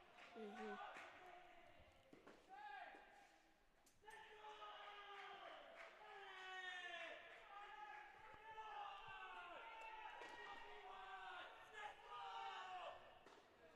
You can hear court 5, the excitement coming in for the blue-white.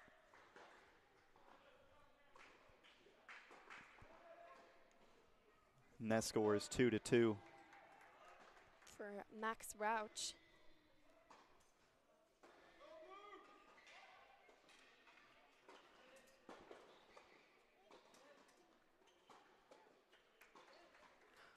Oh, Wow, what a hustle right there from Stein. and that looked a little long. That hustle paid off. It was impressive. Some real speed on him. Yeah, the change of direction was, Yeah. he misjudged that first hit, Mm-hmm. and he had to change up real quick and But he go saw it past the coming. baseline. He knew that that shot was going to be deep, so he was quick on his feet and was able to turn around very quickly and get right back to that. And he even had time to spare hitting that shot. Wasn't even behind his back, but he was able to stand his ground and hit that shot. Very impressive. We're going to go over to court number 6 now. Oscar Michalek against Mike A.G. Our current score being 3-1 for the second set.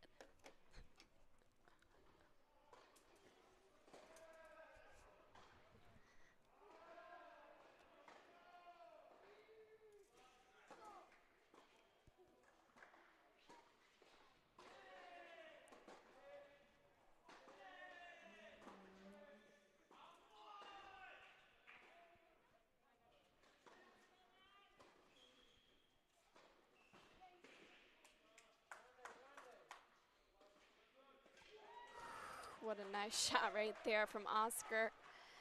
Hitting that net, hitting that shot right up at the net and floating it over there cross court.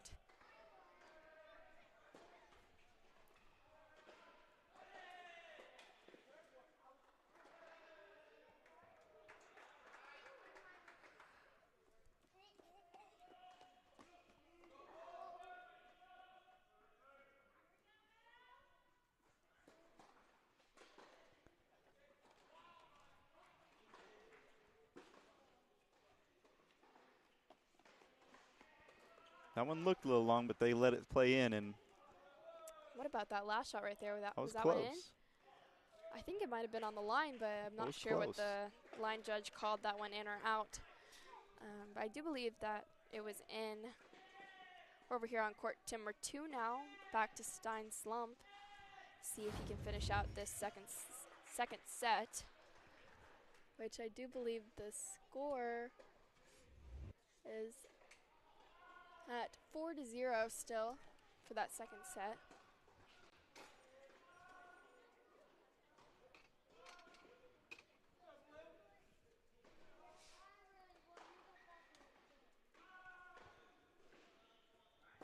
Can see Coach Jimmy there on the left side.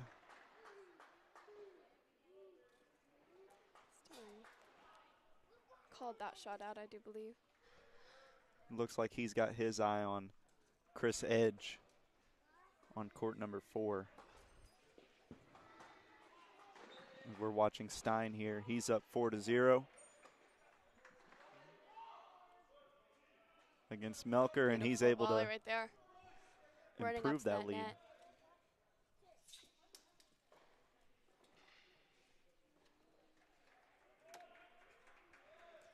We're going to head over to court number 4. Chris Edge against Paul Rios. And that score right now is right at 2-1. So Chris Edge just got that. Just won that last game, bringing him to 2. So that is good for Chris on the ups of that second set. Blue Raiders are starting to take their lead. Definitely, we're definitely close on multiple courts. And right now we're watching Francisco Rocha on court number 3. Francisco I do believe he lost his first set, but he is doing well in his second one. 3-1. And we're going to go ahead and get a word in from Zachary, our field reporter. Zachary, what do you have? So I have been stationed at court number 2 for this past few minutes, and on court number 2, Stein is now serving for the match, up 5-0 after now he is up 3 break points. Awesome. It's great to hear. Thank you, Zachary. As I mentioned before, Francesco lost his first set, but now he's already up more games in his second set than he won in his first one, so up 3 games. He's 3 games right now in the second set. I'm receiving this serve.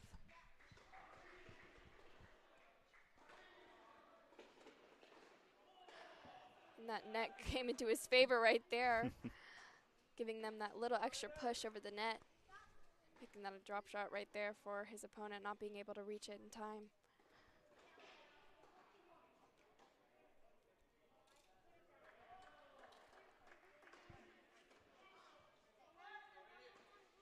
That looked a little long. Yep, a little bit long.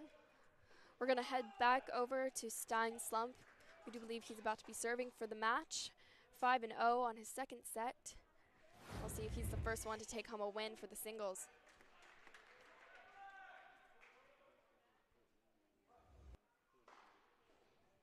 Beautiful serve right there from Stein.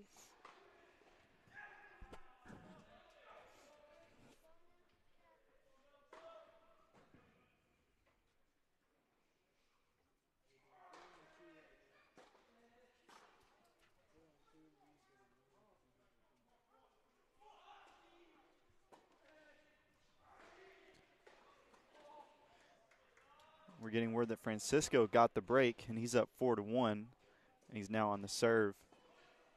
And that is on court number 3. Great news for Francisco. Might just win the second set and go into a third set.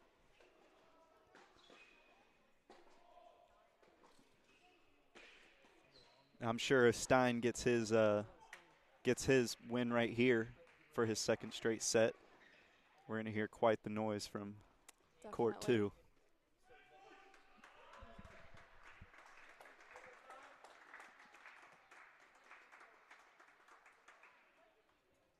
I think And that it one looks was like out. that's it. And that is the first singles win. You hear the crowd going letting to them know. Stein Slump. What an accomplishment for Stein. So that moves the Blue Raiders up to 2 points for the entire match. All they need is 2 more. We can hear some crowd reaction from behind us. In court number 1, the current score, which is the court we're watching right now, is 4-3, Tom. And you can tell that NAM fans actually gotten some games on Tom, which is pretty impressive for him. 4-3, they're almost neck and neck right here in the second set. You love to see the smaller guys going up against those those stronger players and holding their own. Yeah, and that is definitely what he's doing. We've got Zachary here with another report. Zachary? So now I'm stationed at court number 5, where Max has just gone up a break. So that is 4-3 with him serving now. Awesome. Thank you, Zachary.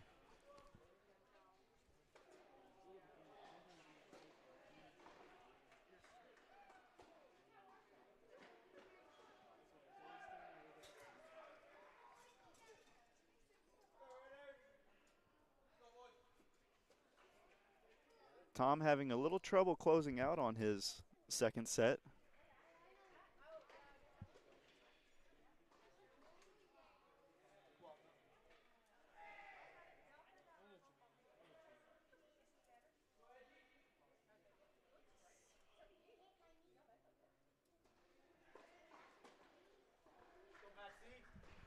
See there on court 1, the coach for Illinois State, Kleisner, keeping an eye on Pham going against the graduate student, and Tom Moonen.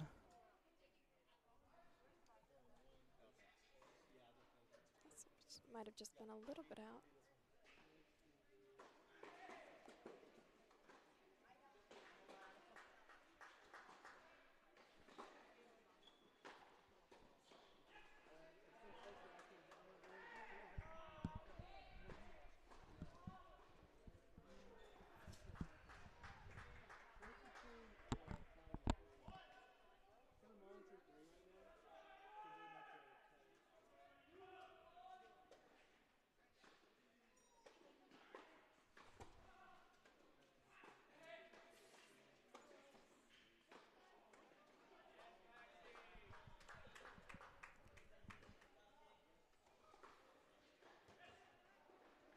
Tom just a little bit outside there. If he can get that court rounded off, that'll be great news for the Blue Raiders. They'll move up to 3-0. Now we're on a Courts dual 1. cam. Yeah, we're going to see courts 1 and courts 3. Court 1 being on your left and court 3 on your right. Both of these matches are close to winning that second set. For Tom, it would be for the win of his match, and for Francisco, it would be going into that third set. So 2 wins we definitely want to see. Focusing right now on court number 3.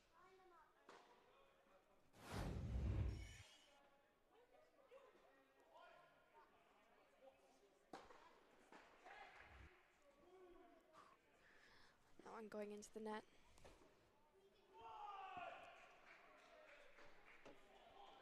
And that is Rocha there on the far end, with Legal Perez on the close side. It's looking promising for the Blue Raiders right now. It definitely is. On another dual cam, we've got court number 1 with Tom Moonen on the left. And on the right, we've got Rocha on court 3. He'll be on your far side. Is serving right now. Serving for the set. He is up 5-4. Takes that one easily. A nice shot there. He had him so out of position, he didn't even need to slam it. Just had to place it. And that shows you the level head that he has, where a lot of guys, they know that they've got that win right there, but you got to get it back over the net before you get it. Got to make sure it's actually going to be in, yeah. And if you can take an easy shot, you might as well. He let the power come out in that one, the net folding almost back over itself. Yep.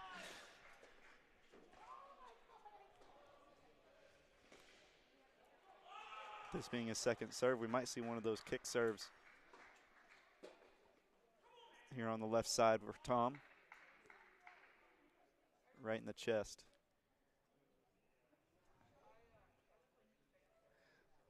Beautiful down the line shot right there. The return that hit the net. Wasn't able to get over that net there. Looks like we got a break on court 3.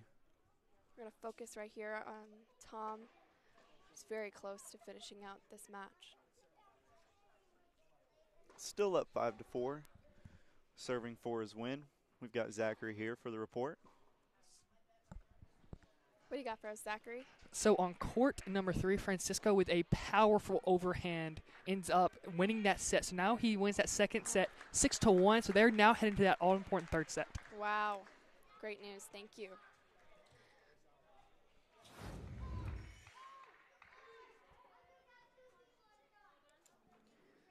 Hustle right there from Tom, and I do believe that shot was in right on the line.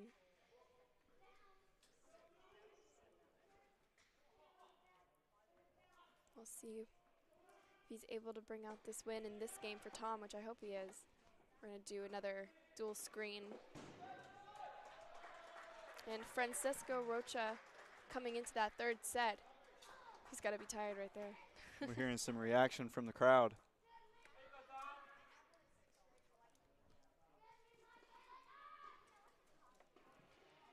We'll head over, check out Tom Moonen maybe on court 1 to see if he can finish out this match right here. Oof, look at that powerful suit. An easy there it is. Overhead shot right there. A little moment of defeat right there for Namfam. But a great match. Great play from Namfam, especially being that younger freshman player against our grad student, Tom Moonen. He took 4 points on him. That's 4 games, and that's an accomplishment right there in itself. But that's our first win right now for MTSU singles. Our second, actually. Oh, that moves them up to 3-0. Who else won their match already? Stein. We had Stein on court 2. My apologies. Stein did take the first win. He did. He did it very fast. Now the Blue Raiders only 1 point away from securing the win today against Illinois State. And this is only the first matchup in Tennessee for Illinois State. They face Vanderbilt tomorrow. Edge is going to call that one was out.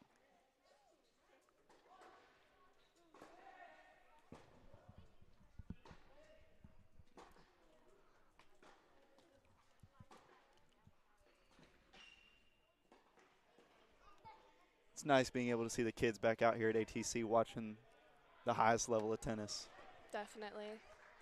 It's a full crowd here, fuller crowd than normal. Giving a little bit more encouragement. Got court 5 on the right there, court 4 on the left. Court 5 being Max Rauch going up against Beautiful. And court 5 is in its second set, up 5-4.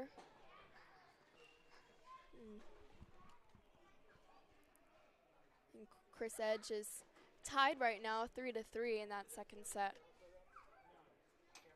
As we said before, we know Chris Edge's opponent is very equally ranked. It's a very close match right now. Rocha over on court 3 in their third set now. They're still looking for who's going to get the first point in that set.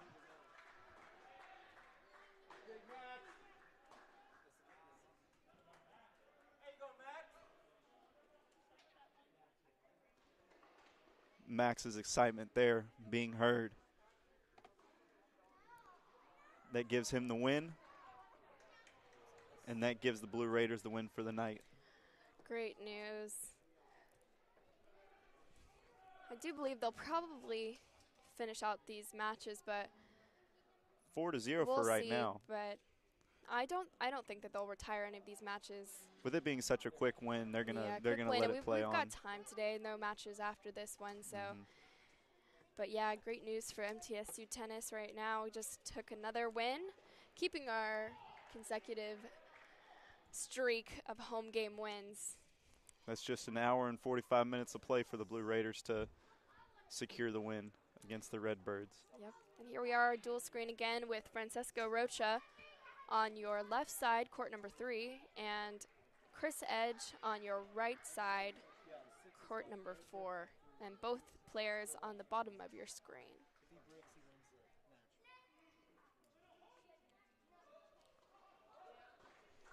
Edge's frustration being seen there, flying that one in the opposite direction. I think we're going to head over to court number 6 to see Oscar Michalek facing Mike Agee again. And for court 6, it looks like if he can get a break here, then he'll take the win. He's up 5-3 on Mike's serve.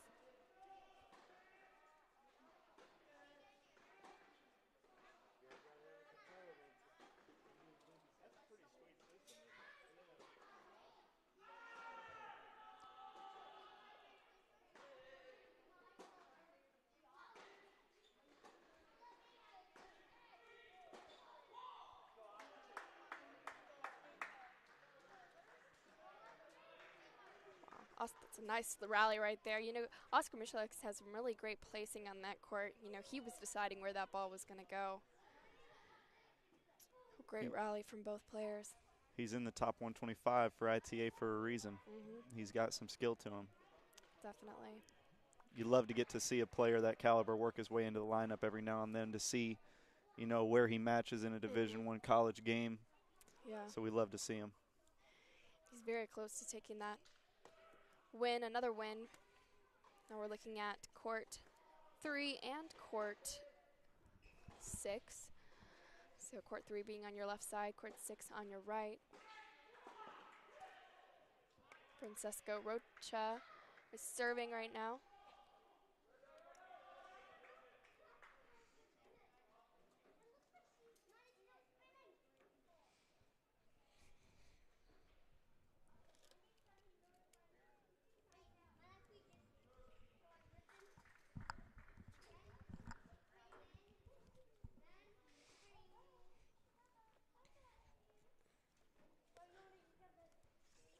So that'll move the Blue Raiders record to 5-3. That's only one conference matchup win, but they're still undefeated in the conference with it only being a 1 win. As these other courts are finishing up, those other guys are going to gather up and support the remaining Blue Raiders. And that point being a little bit long for Mike Agee, giving that point to Oscar.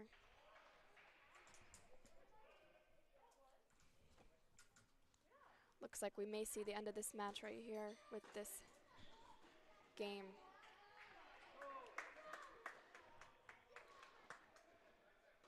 You know, for this spring play, this January and February here in Middle Tennessee has been a little rough for weather, so having such a nice indoor facility for them to have comfortable matches, it means so much for these guys on you know, the higher level that they play. Definitely.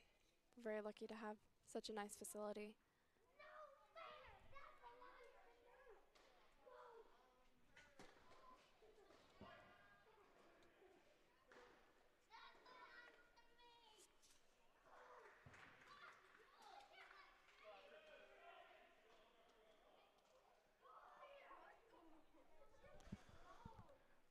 I do believe that serve may have been out. I'm unsure exactly if it was in or out for Mike Agee there, but it looked out to me, but we'll see.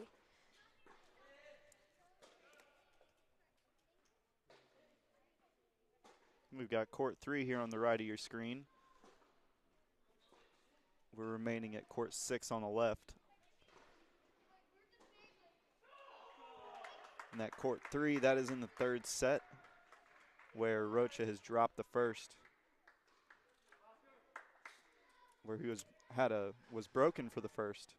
That shot Point into of that the set. net for Mike Agee, and that is the last game for court number 6. The match going to Oscar Michalek for another win for the Blue Raiders today. And only one of the 2 players in the Conference USA that are in the ITA rankings for singles. Mm-hmm. That other player being Maxim Leprel from FAU. Now we're on court 4. On the left and on the right, we've got Chris Edge. Court 3 on the left, my apologies. And I do believe these are the last 2 matches that we have left playing out right here.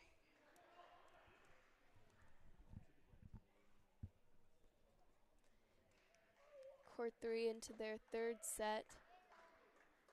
0-1 right now. As we're winding up our play for tonight, it looks like Zachary's got another report for us. Zachary, what do you have? So on court number 3, which is on the left of your screen, Francisco is down a break 1-0. Perfect. Thank you, Zachary. We're rounding up here, it looks like, but we've still got a whole set to play on court 3. Yeah, in court 4, we're still evenly tied right there with 4-4. This match has been neck and neck this whole time.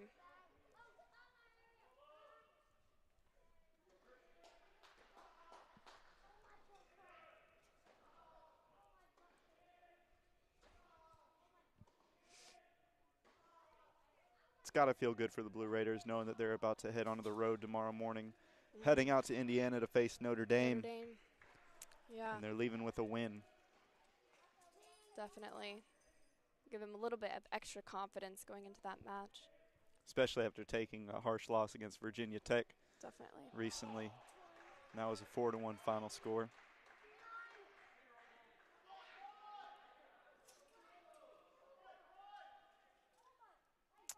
And that shot into the net right there. Court number 3, Rocha. He's tied up. He was able to get the second break. Now they're tied 1-1. Perez was able to take the break on Rocha in the first point, and Rocha returning the favor. Mm-hmm. And then we've got on court 4 with Edge and Lazarevic tied at 4-4.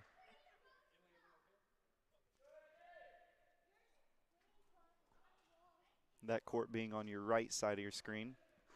Chris Edge being on the far end.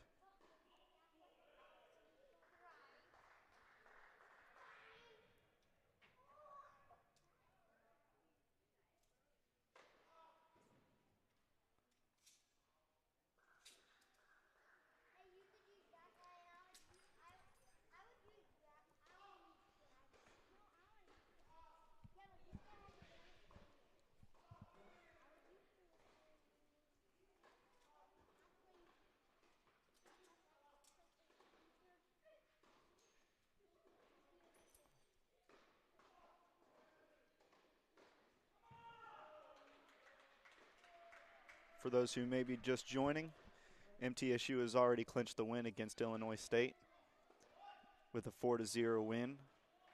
We're playing out here. The last 2 matches left, which are both pretty even right now, with a tie on the right side of your screen, 4-4. And a tie on the left side of your screen as well, 1-1 in the third set.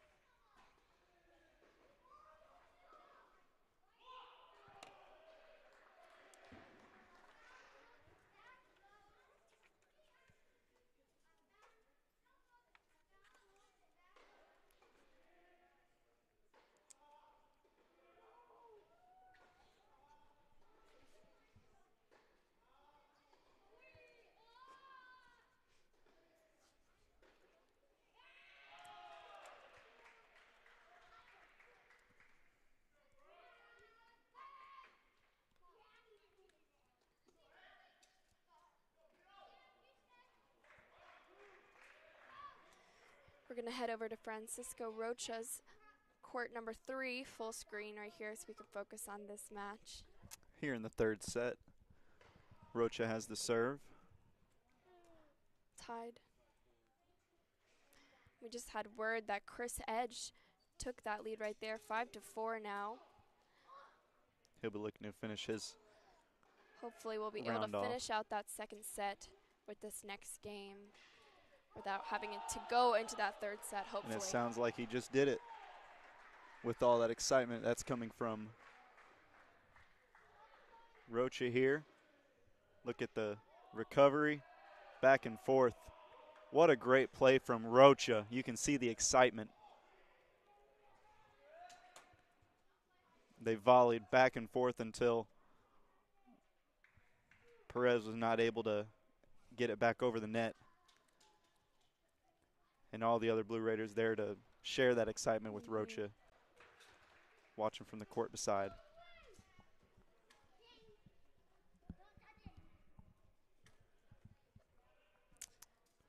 We're pretty close to wrapping up play here at the Adams Tennis Complex. Chris Edge, really close to a win, only one game away at 5-4 right now. Hopefully he's able to get this win right here since it is his serve. Hopefully he'll be able to hold serve and take this match.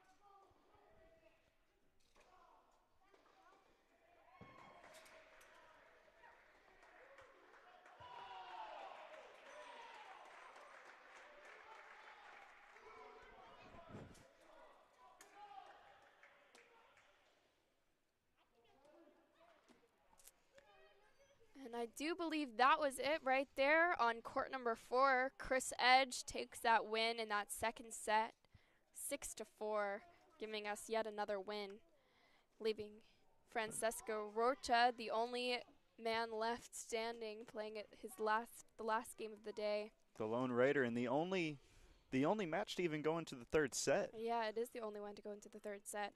It was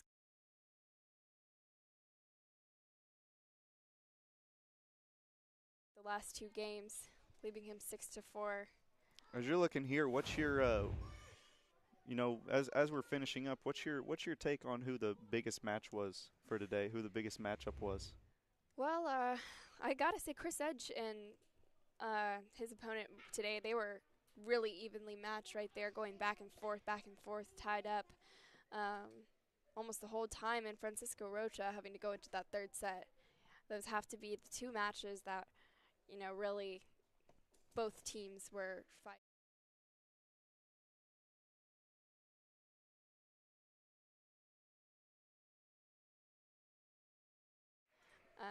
But props to Nam Pham, the freshman, getting those 3 wins against Tom Moonen in that second set. I like seeing the matchups that Stein and Tom had, Stein and Moonen. They, getting those quick wins, just like the doubles point, getting that doubles point earlier. If you can get those points rolling in quicker, it lets all the other guys on the lower courts, start to feel a little bit more relaxed. Let them know that, they've got room for error, and room for error means a lot in competitive sports. Definitely. That pressure was a little bit lifted from their shoulders, getting those early wins. And, of course, having that doubles point on their side as well. Right now on court number 3, it is 2-1. So Francisco Rocha is up a game. And now receiving.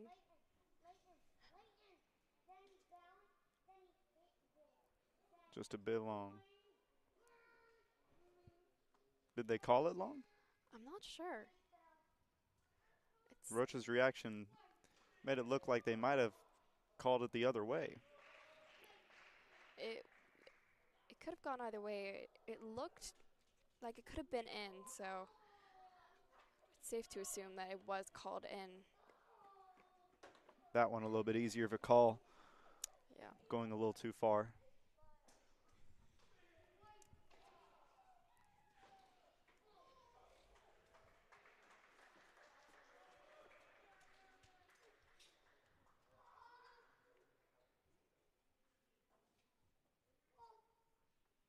That one was definitely long right there.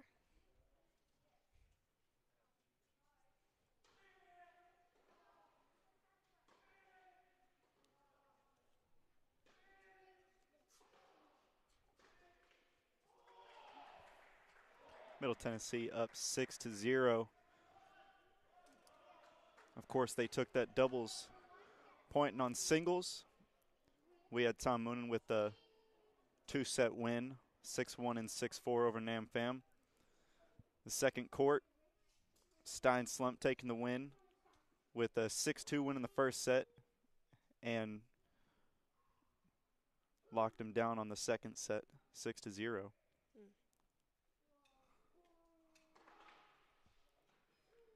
We're watching the third court here with Francisco Rocha versus Perez. Perez was able to take the first set, 6-2. Rocha returned with a 6-1 win in the second, and now they are in the third set where Rocha is up 3-1 with the serve.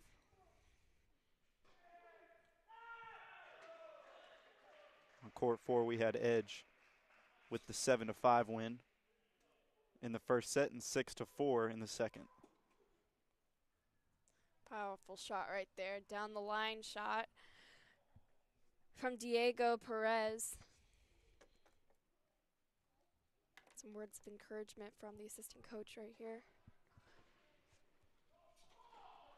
Continuing those singles results, we had Max Rauch take the win on court number 5, 6-0 on the first set and 6-4 in the second. And that one was out in the doubles alley. And on the final court, who was supposed to be Pavel Model, ended up being Oscar Michalek, taking the first set 6-2 and second 6-3. And if Rocha can get this win here, then we'll get a clean sweep for the Blue Raiders victory with a win in doubles and a win in every other category after. Oof. Just a little bit wide from Rocha right there into the doubles alley. Nice long rally from both sides with some deep baseline cross-court shots. In the stands, we can see that all the fans have made their way over to the final court for court 3. Yeah, all eyes are on court 3 right now. Rocha finish up his third set.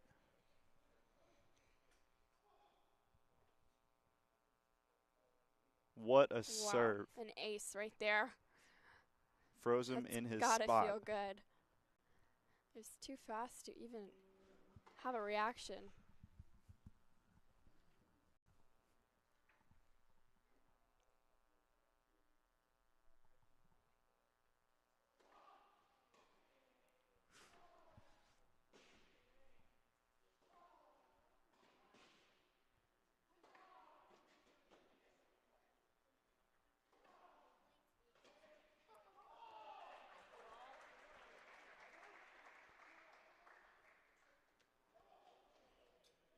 Was able to keep the slam in and into the net. He sure does have his opponent running from side to side of that court, wearing him out a little bit for that point. It was definitely a strategy and a good one for Francisco. The time here in Middle Tennessee is 7:06 as the Blue Raiders are finishing up their play against Illinois State, where they've already clinched the win, winning on 5 of their single courts and winning each of their doubles matchups. You see Francisco lost a little bit of his power right there in that forehand, not being able to hit it with his usual strength, causing it to go into the net.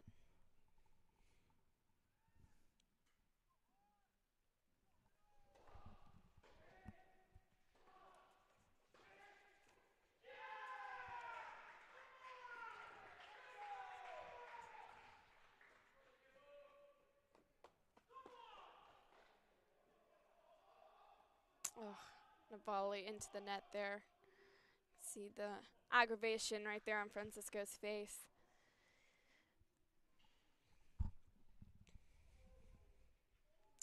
And that means he lost that game right there. That goes to 3-2. 3-2 there. With Perez able to take the break there on Rocha. Yeah. That's got to be disappointing right there. The silence is kicking in at the It ATC. is. 3-2 for our final match. And now Rocha will be receiving the serve from Perez.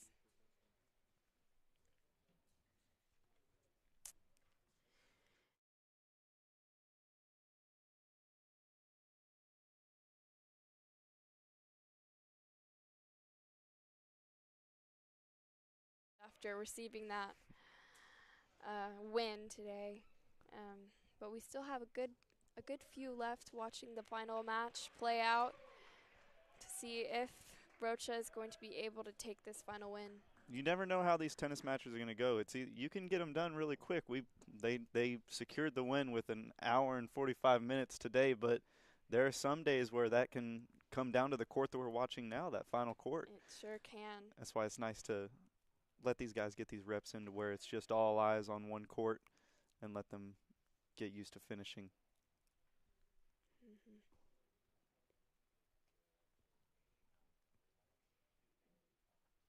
Into the net there.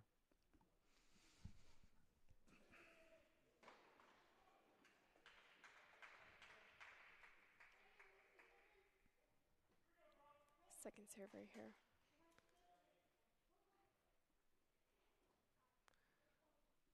Shot into the net for Francesco, making that love 15.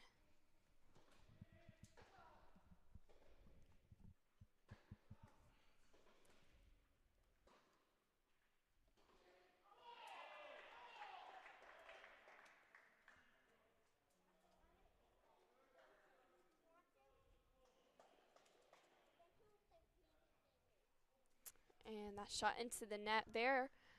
Now we're tied up 15 all.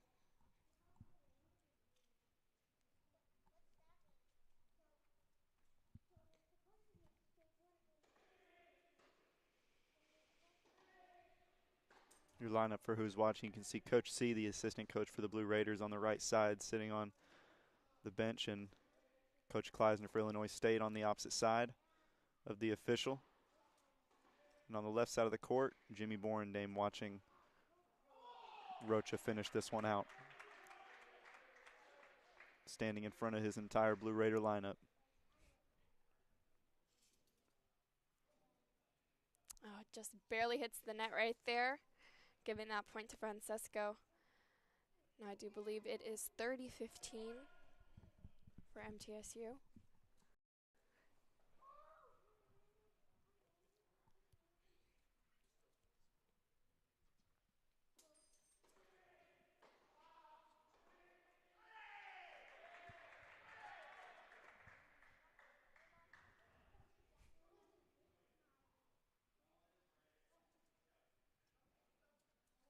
Another shot into the net there.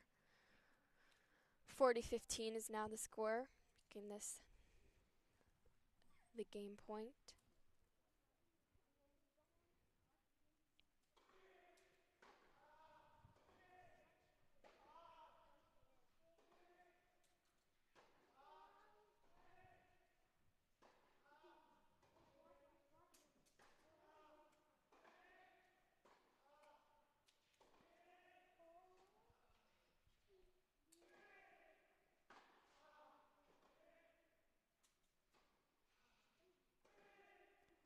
Back and forth play. Mm-hmm. A nice long rally here. Consistent, mostly cross-court shots from the baseline. Might have to be I looked a something. little too far, and he got it. There it is.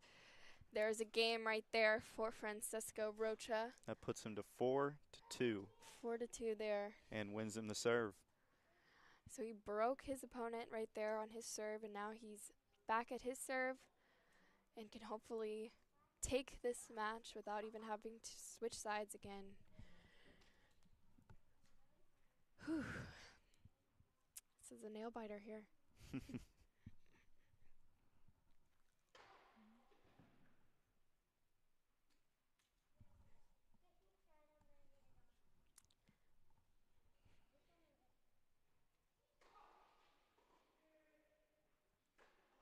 was just a little bit wide.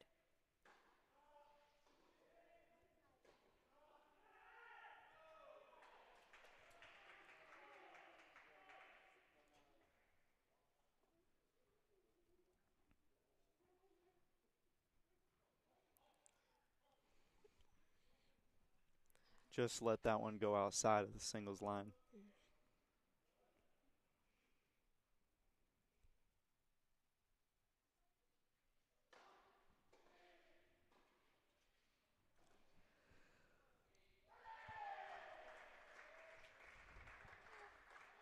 And serve from Rocha.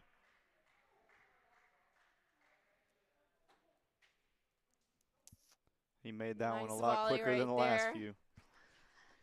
You know, it pays off to switch things up and run up to the net there. I know it can be a lot more difficult to go up to the net during singles play, but when your opponent and you are rallying so consistently, it's necessary in order to get those points.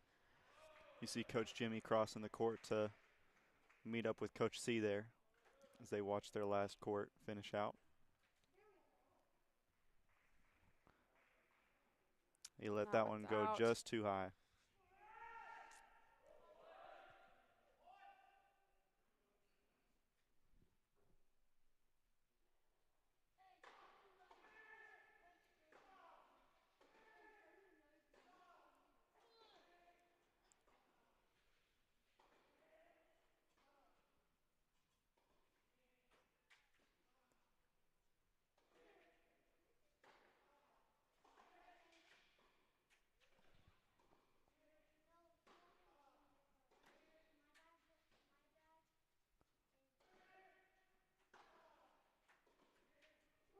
Oh, little slip there, but he makes it back. Again, look at these long rallies, consistent on both sides. Such a great matchup between the two. But what But a he shot takes it right there, Francesco. just out of Perez's reach. And the speed on that shot was very impressive, getting it over to that spot so quickly that he wasn't even able to get there in time.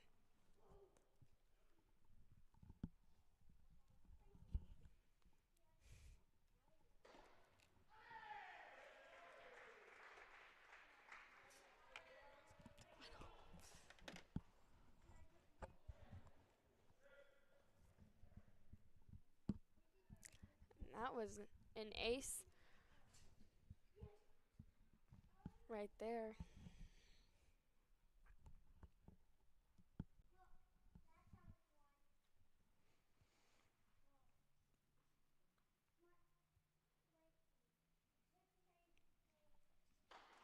Today's matchup is going to move the Blue Raiders up to 5-3 and move Illinois State to 1-7.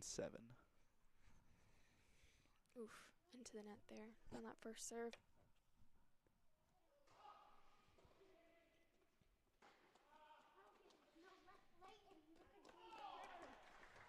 Can hear the kids running around in the ATC.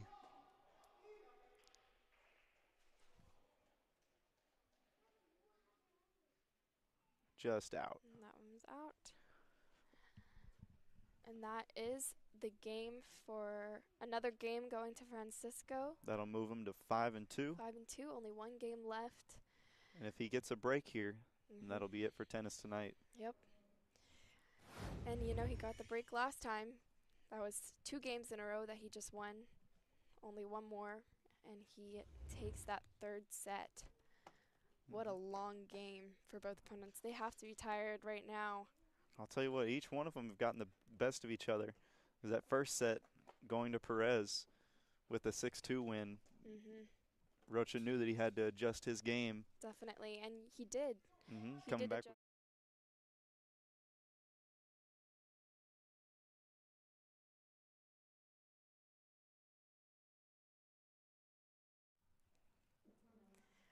So we're about to go back to court number 3.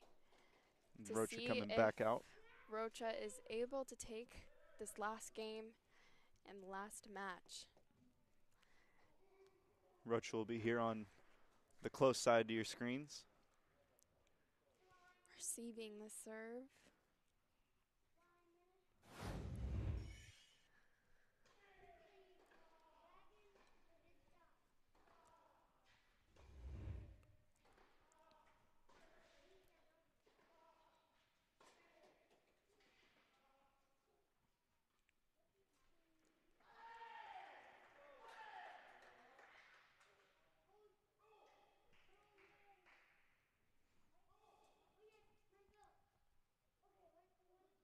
Ooh, into the net there. An easy point for Francesco. He would have had him in quite a spot if that would have gone over, though. As I said before, going to the net, it's tricky in singles, but it's definitely the way to win these points, especially in such a game with these long rallies at the baseline.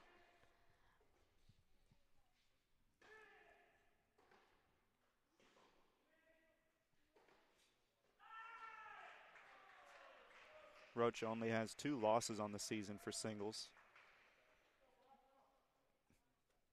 Those coming at Mississippi State and versus the Hokies this last week. Shot was just a little bit out there. It's the doubles alley. Making the game score 15 all, I do believe. Rocha's been at the 3 position each time that he's seen singles play. And that's in each matchup. He's yet to sit one out.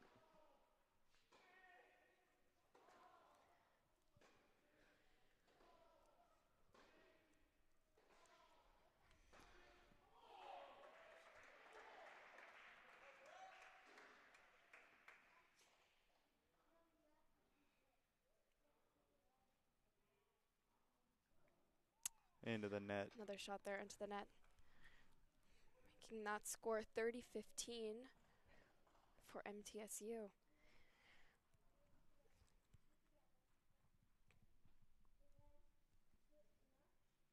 Two points away from another match win.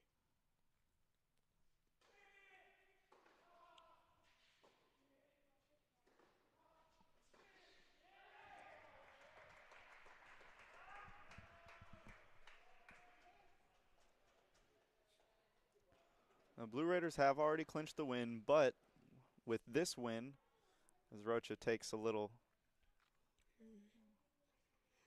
40-15 now, if I'm correct.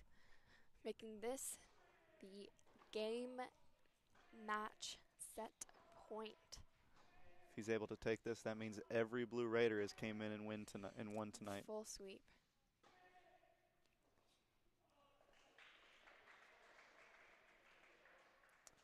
With his being the only one going into the third, you got to be proud of the Blue Raiders on coming out here and putting their foot on the gas and not letting off. Definitely. Francisco loses that point right there, bringing the score to 40-30. He's still only a point away from winning this match, but if his opponent is able to win this match, then they will have to go to deuce. And there it is.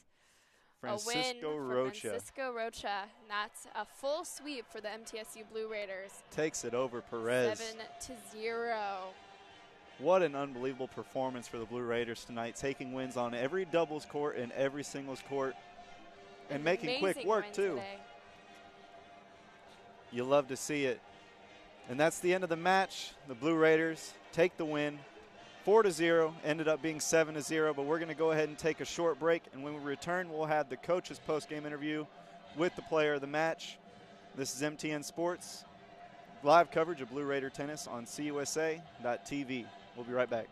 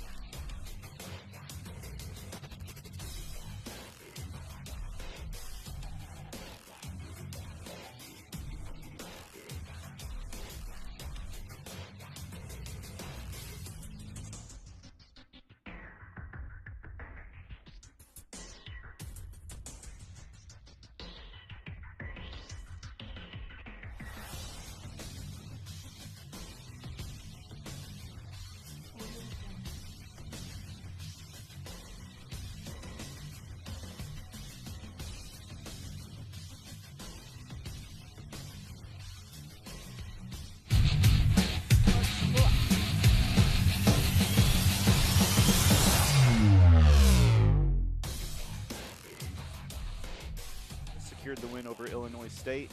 And with us now, we've got Coach Jimmy Borendame. Jimmy, thanks for joining us. We're great. We're glad to see how well the men played today. Only one set dropped. How do you feel about how they played? Yeah, the boys, they competed well. They came out ready to play. Two doubles jumped out right away, like I was expecting and wanting. And yeah, I'm a happy coach. Looking forward to getting dinner. I feel you on that one. Yeah, exactly. Got the job done, so I'm excited. Definitely. Absolutely. Coach, I want to ask you, you had Stein and Tom come out with quick wins there on the upper courts. What does that do for the lower courts, for the confidence boost, knowing that they can ease off a little bit to finish out those points? Yeah, it was kind of a weird match. I didn't feel like we used the crowd really well. It was kind of quiet, and I was a little worried just because, Illinois State University, they're a good team. I told you that we're getting ready for them, but it's not really like it's hard. I had to motivate them to get up for the match a little bit. And, when, a lot of them are thinking about and talking about Notre Dame and going to see Touchdown Jesus. And, I'm like, well, we got to take care of business today for sure. I definitely felt it on Edge's match. Edge was down, I think, 3-5, flirting, I don't know. And then Stein had a game where I thought he went on vacation for a second. He was up 40-15, and he double faulted 3 times in a row. We caught that one. And I told him I needed him to tune in. So, but overall, really strong performance. You can't complain about a 7-0 win. Definitely not.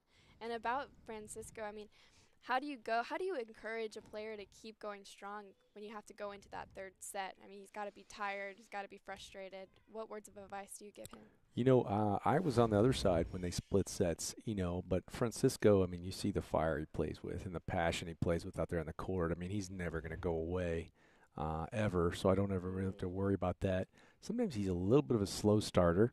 His game is really developed, I think, in the past year and a half or so. And so sometimes he reverts back to his old game style of keeping a lot of balls in play. Speak of the devil, here he comes. He's just got to trust his game a little bit. But he turned it around. He did well. So Callie's usually the old man usually takes the deuce, the even side, and then I let the young guns take the odd. So I'm always on that side. So I haven't been on Brock's court too much, or Francisco's court too much this spring so far. Awesome. And I want to ask you, we noticed your switch from Pavel on court 6 going to Oscar. You want to tell us a little bit about that switch? Yeah, we've got a really deep team, and Pavel, he lost on Sunday, but he didn't play badly. He's a really sharp point. Oscar is a phenomenal player as well. We played some practice matches on Wednesday, and I saw some really good tennis again out of Oscar. I felt good. They made a change. One of their guys wasn't feeling great, and Oscar's, he's a 25-year-old graduate student. I feel like he can play a lot higher than 6 if I needed him to, and he put it to him today. He played well. Coach, you kept us out of the loop for the beginning of the match because you wanted everybody to focus on Illinois State, but you guys came in, got some quick work done, and now you focus your attention into these bigger matchups. Next up being Notre Dame this weekend. Tell us a little about what you're telling your team heading into those bigger matchups. Yeah, well, Notre Dame's a big one. It's a big one for me. Growing up in Chicago, it's all I wanted. All I wanted to do was play at Notre Dame. Notre Dame football games. We knew, when the game was on, you knew it. You knew everything. I still probably have my Fighting Irish tennis shirts and whatnot.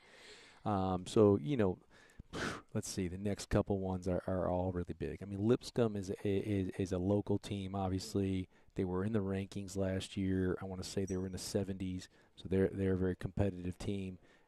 Tennessee State, local team again. They'll bring a bunch of people up here for that match. Definitely. That one won't be quiet. Yeah, they're lined up. Lots of great opportunities. I won't need to say much to get them fired up for Notre Dame. I think their top couple guys are all nationally ranked. They're all top 20 American recruits. Yeah, I mean, what can you say? I mean, Notre Dame, it's a Big Ten Yeah, Power 5 team. it's going to be exciting. Well, Jimmy, we want to thank you for coming up and saying a couple of words with us, and congratulations on the win and the complete sweep for today, taking wins on every court.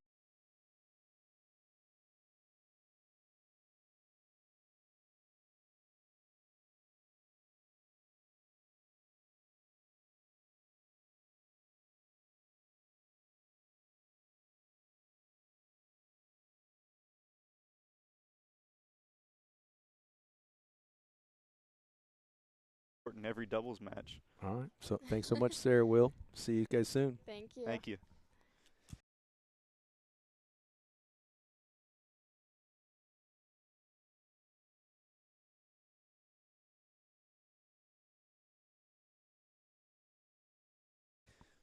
What a big win for these guys. Yeah. You know, seeing wins on every single court, that's got to be nice, especially on the ride out to Notre Dame, you know, knowing that nobody had a harsh Friday night.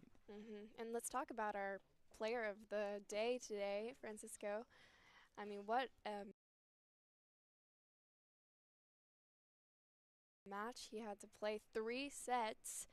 The only 3-set match of the night. The only 3-set match. And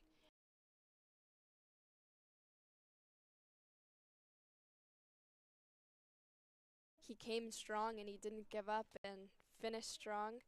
And he's here today to talk to us. Yep. Thanks for joining us, Francisco. You're welcome. It's a pleasure. Hold on while Just we one get second. that microphone set up. We'd love to ask him a few questions. I think it should be good Francisco, are you with us? Yeah, I think so. Nice. Thanks for joining us. Yeah, you're welcome. So, Francisco, you dropped that first set. You know, you going against Perez. You dropped that first set 6-2, and then you reestablished yourself. You ended up taking that next set. You want to tell me what was in your mind? You know, what adjustments you were able to make that fix? I mean, I think he played a very good first set, and credit to him. I was a little bit kind of sleeping a little bit, so I had to get a little bit more like fired up and start talking more to myself and trying to push myself and make me believe that I was playing well, which sometimes is very important to fake it, to make my mind believe that I'm doing a good job. Definitely. But what it matters is that I'm very happy that I changed the game in the second set, and I played 2 very good sets. Yeah, you definitely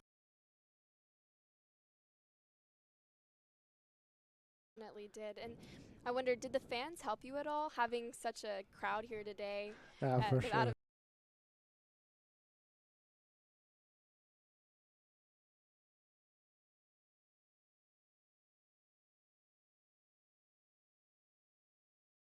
So that's complex. How did they help you? I mean, I love to play with fans. I mean, I play tennis.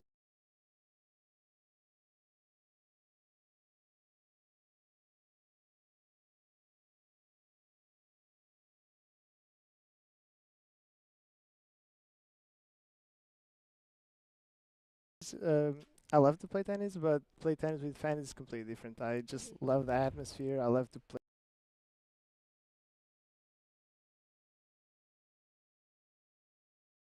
with the crowd, and here we're very lucky to have such a great crowd, and they completely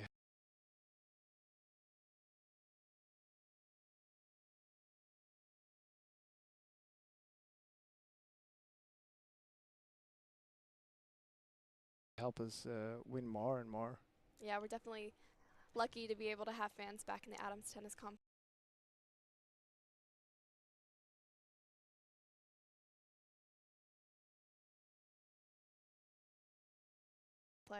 You know, we saw a bunch of rallies going on there in that last set. You know, back and forth, and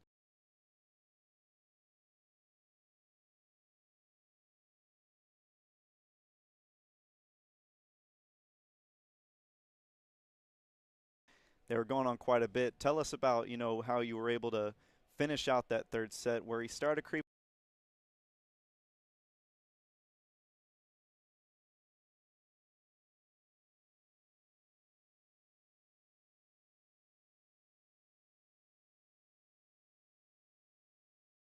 and back, but after a while you put your foot back down on the gas and you were able to finish it out. Yeah, I mean,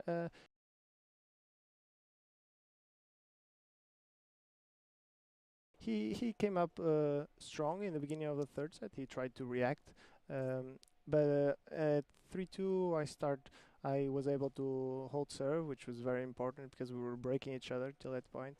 And then I hold serve and kind of made the statement that I was there to win the next games and finish the set. And I got the break again at 5-2, and he kind of was down a little bit, and I just put the foot on the gas and I kept going, and I finished the set. Definitely, you did a great job. And how are you feeling about Notre Dame? I mean, you guys are getting ready to hit the road and travel to a big opponent. How are you feeling? Are you excited, Oh. nervous? So excited. I wouldn't say nervous. I would say more excited because I think we want to go there. We want to get the win. Last weekend, unfortunately, we didn't get the win at Virginia Tech. But it's another type of these big games that we love to play. We're super fired up to go there. And on Sunday, I believe it's going to be a hell of a match. Definitely, and that's great. Such a great mindset, not to be nervous at all, just excited. We're Francisco, definitely excited. we want to thank you for joining us today, and good luck this weekend going up against Notre Dame, and we hope to see some great results. Yeah, Thank you very much. Thank you. Thank you. Francisco had a great third set there. Definitely. Great second and third set. Falling behind a set is not easy. They may have already had the win, decided, but still, it's the matter of not losing. These guys are where they're at because they're competitive. You don't want to take a loss even if it's not going to matter on the university scale. Because it all counts towards each of these players' statistics, and they want those wins under their belt, even if it doesn't matter technically for the win of the day. Yep, and wrapping up for today's broadcast, we're going to go ahead and read off the final results for the singles matches. Of course, we won each court in the doubles match, taking all three courts. And for singles, on court number 1, we had Tom Moonen taking the first two sets, 6-1 and 6-4 against Nam Pham from Illinois State. Court number 2 was Stein Slump with a 6-2 and 6-0 win against Isaacson. Then the court 3 was Francisco Rocha, who we saw finish it off in that third set. Fell the first set, 6-2, and then finished the next two, 6-1 and 6-2. And then court number 4, we had Chris Edge taking the win, 7-5 and 6-4. Court 5, Max Rauch taking down Shu 6-0 to 6-4. And then on the final court, that switch up from Pavel to Oscar. Oscar was able to finish 6-2 in the first set and 6-3 in the second. Great day for the Blue Raiders. That completes the sweep. That's a great night for the white and blue. A great day of tennis. But it looks like that's all we're going to have for today. And we want to thank MT Athletics for allowing us to stream these matches. And we also want to thank Adams Tennis Complex for helping make this possible. If you missed any of this match or previous matches, you can watch all of those right here on cusa.tv. Just click the MT logo and go on to the on-demand matches. And for the full schedule of men's and women's matches, visit middletennesseenews.net and click on our MTN Sports page. We'll be back we've got Sunday's matchup against Notre Dame. We will not have that live coverage for you. We'll be back on Saturday, the 20th, where your Blue Raiders take on the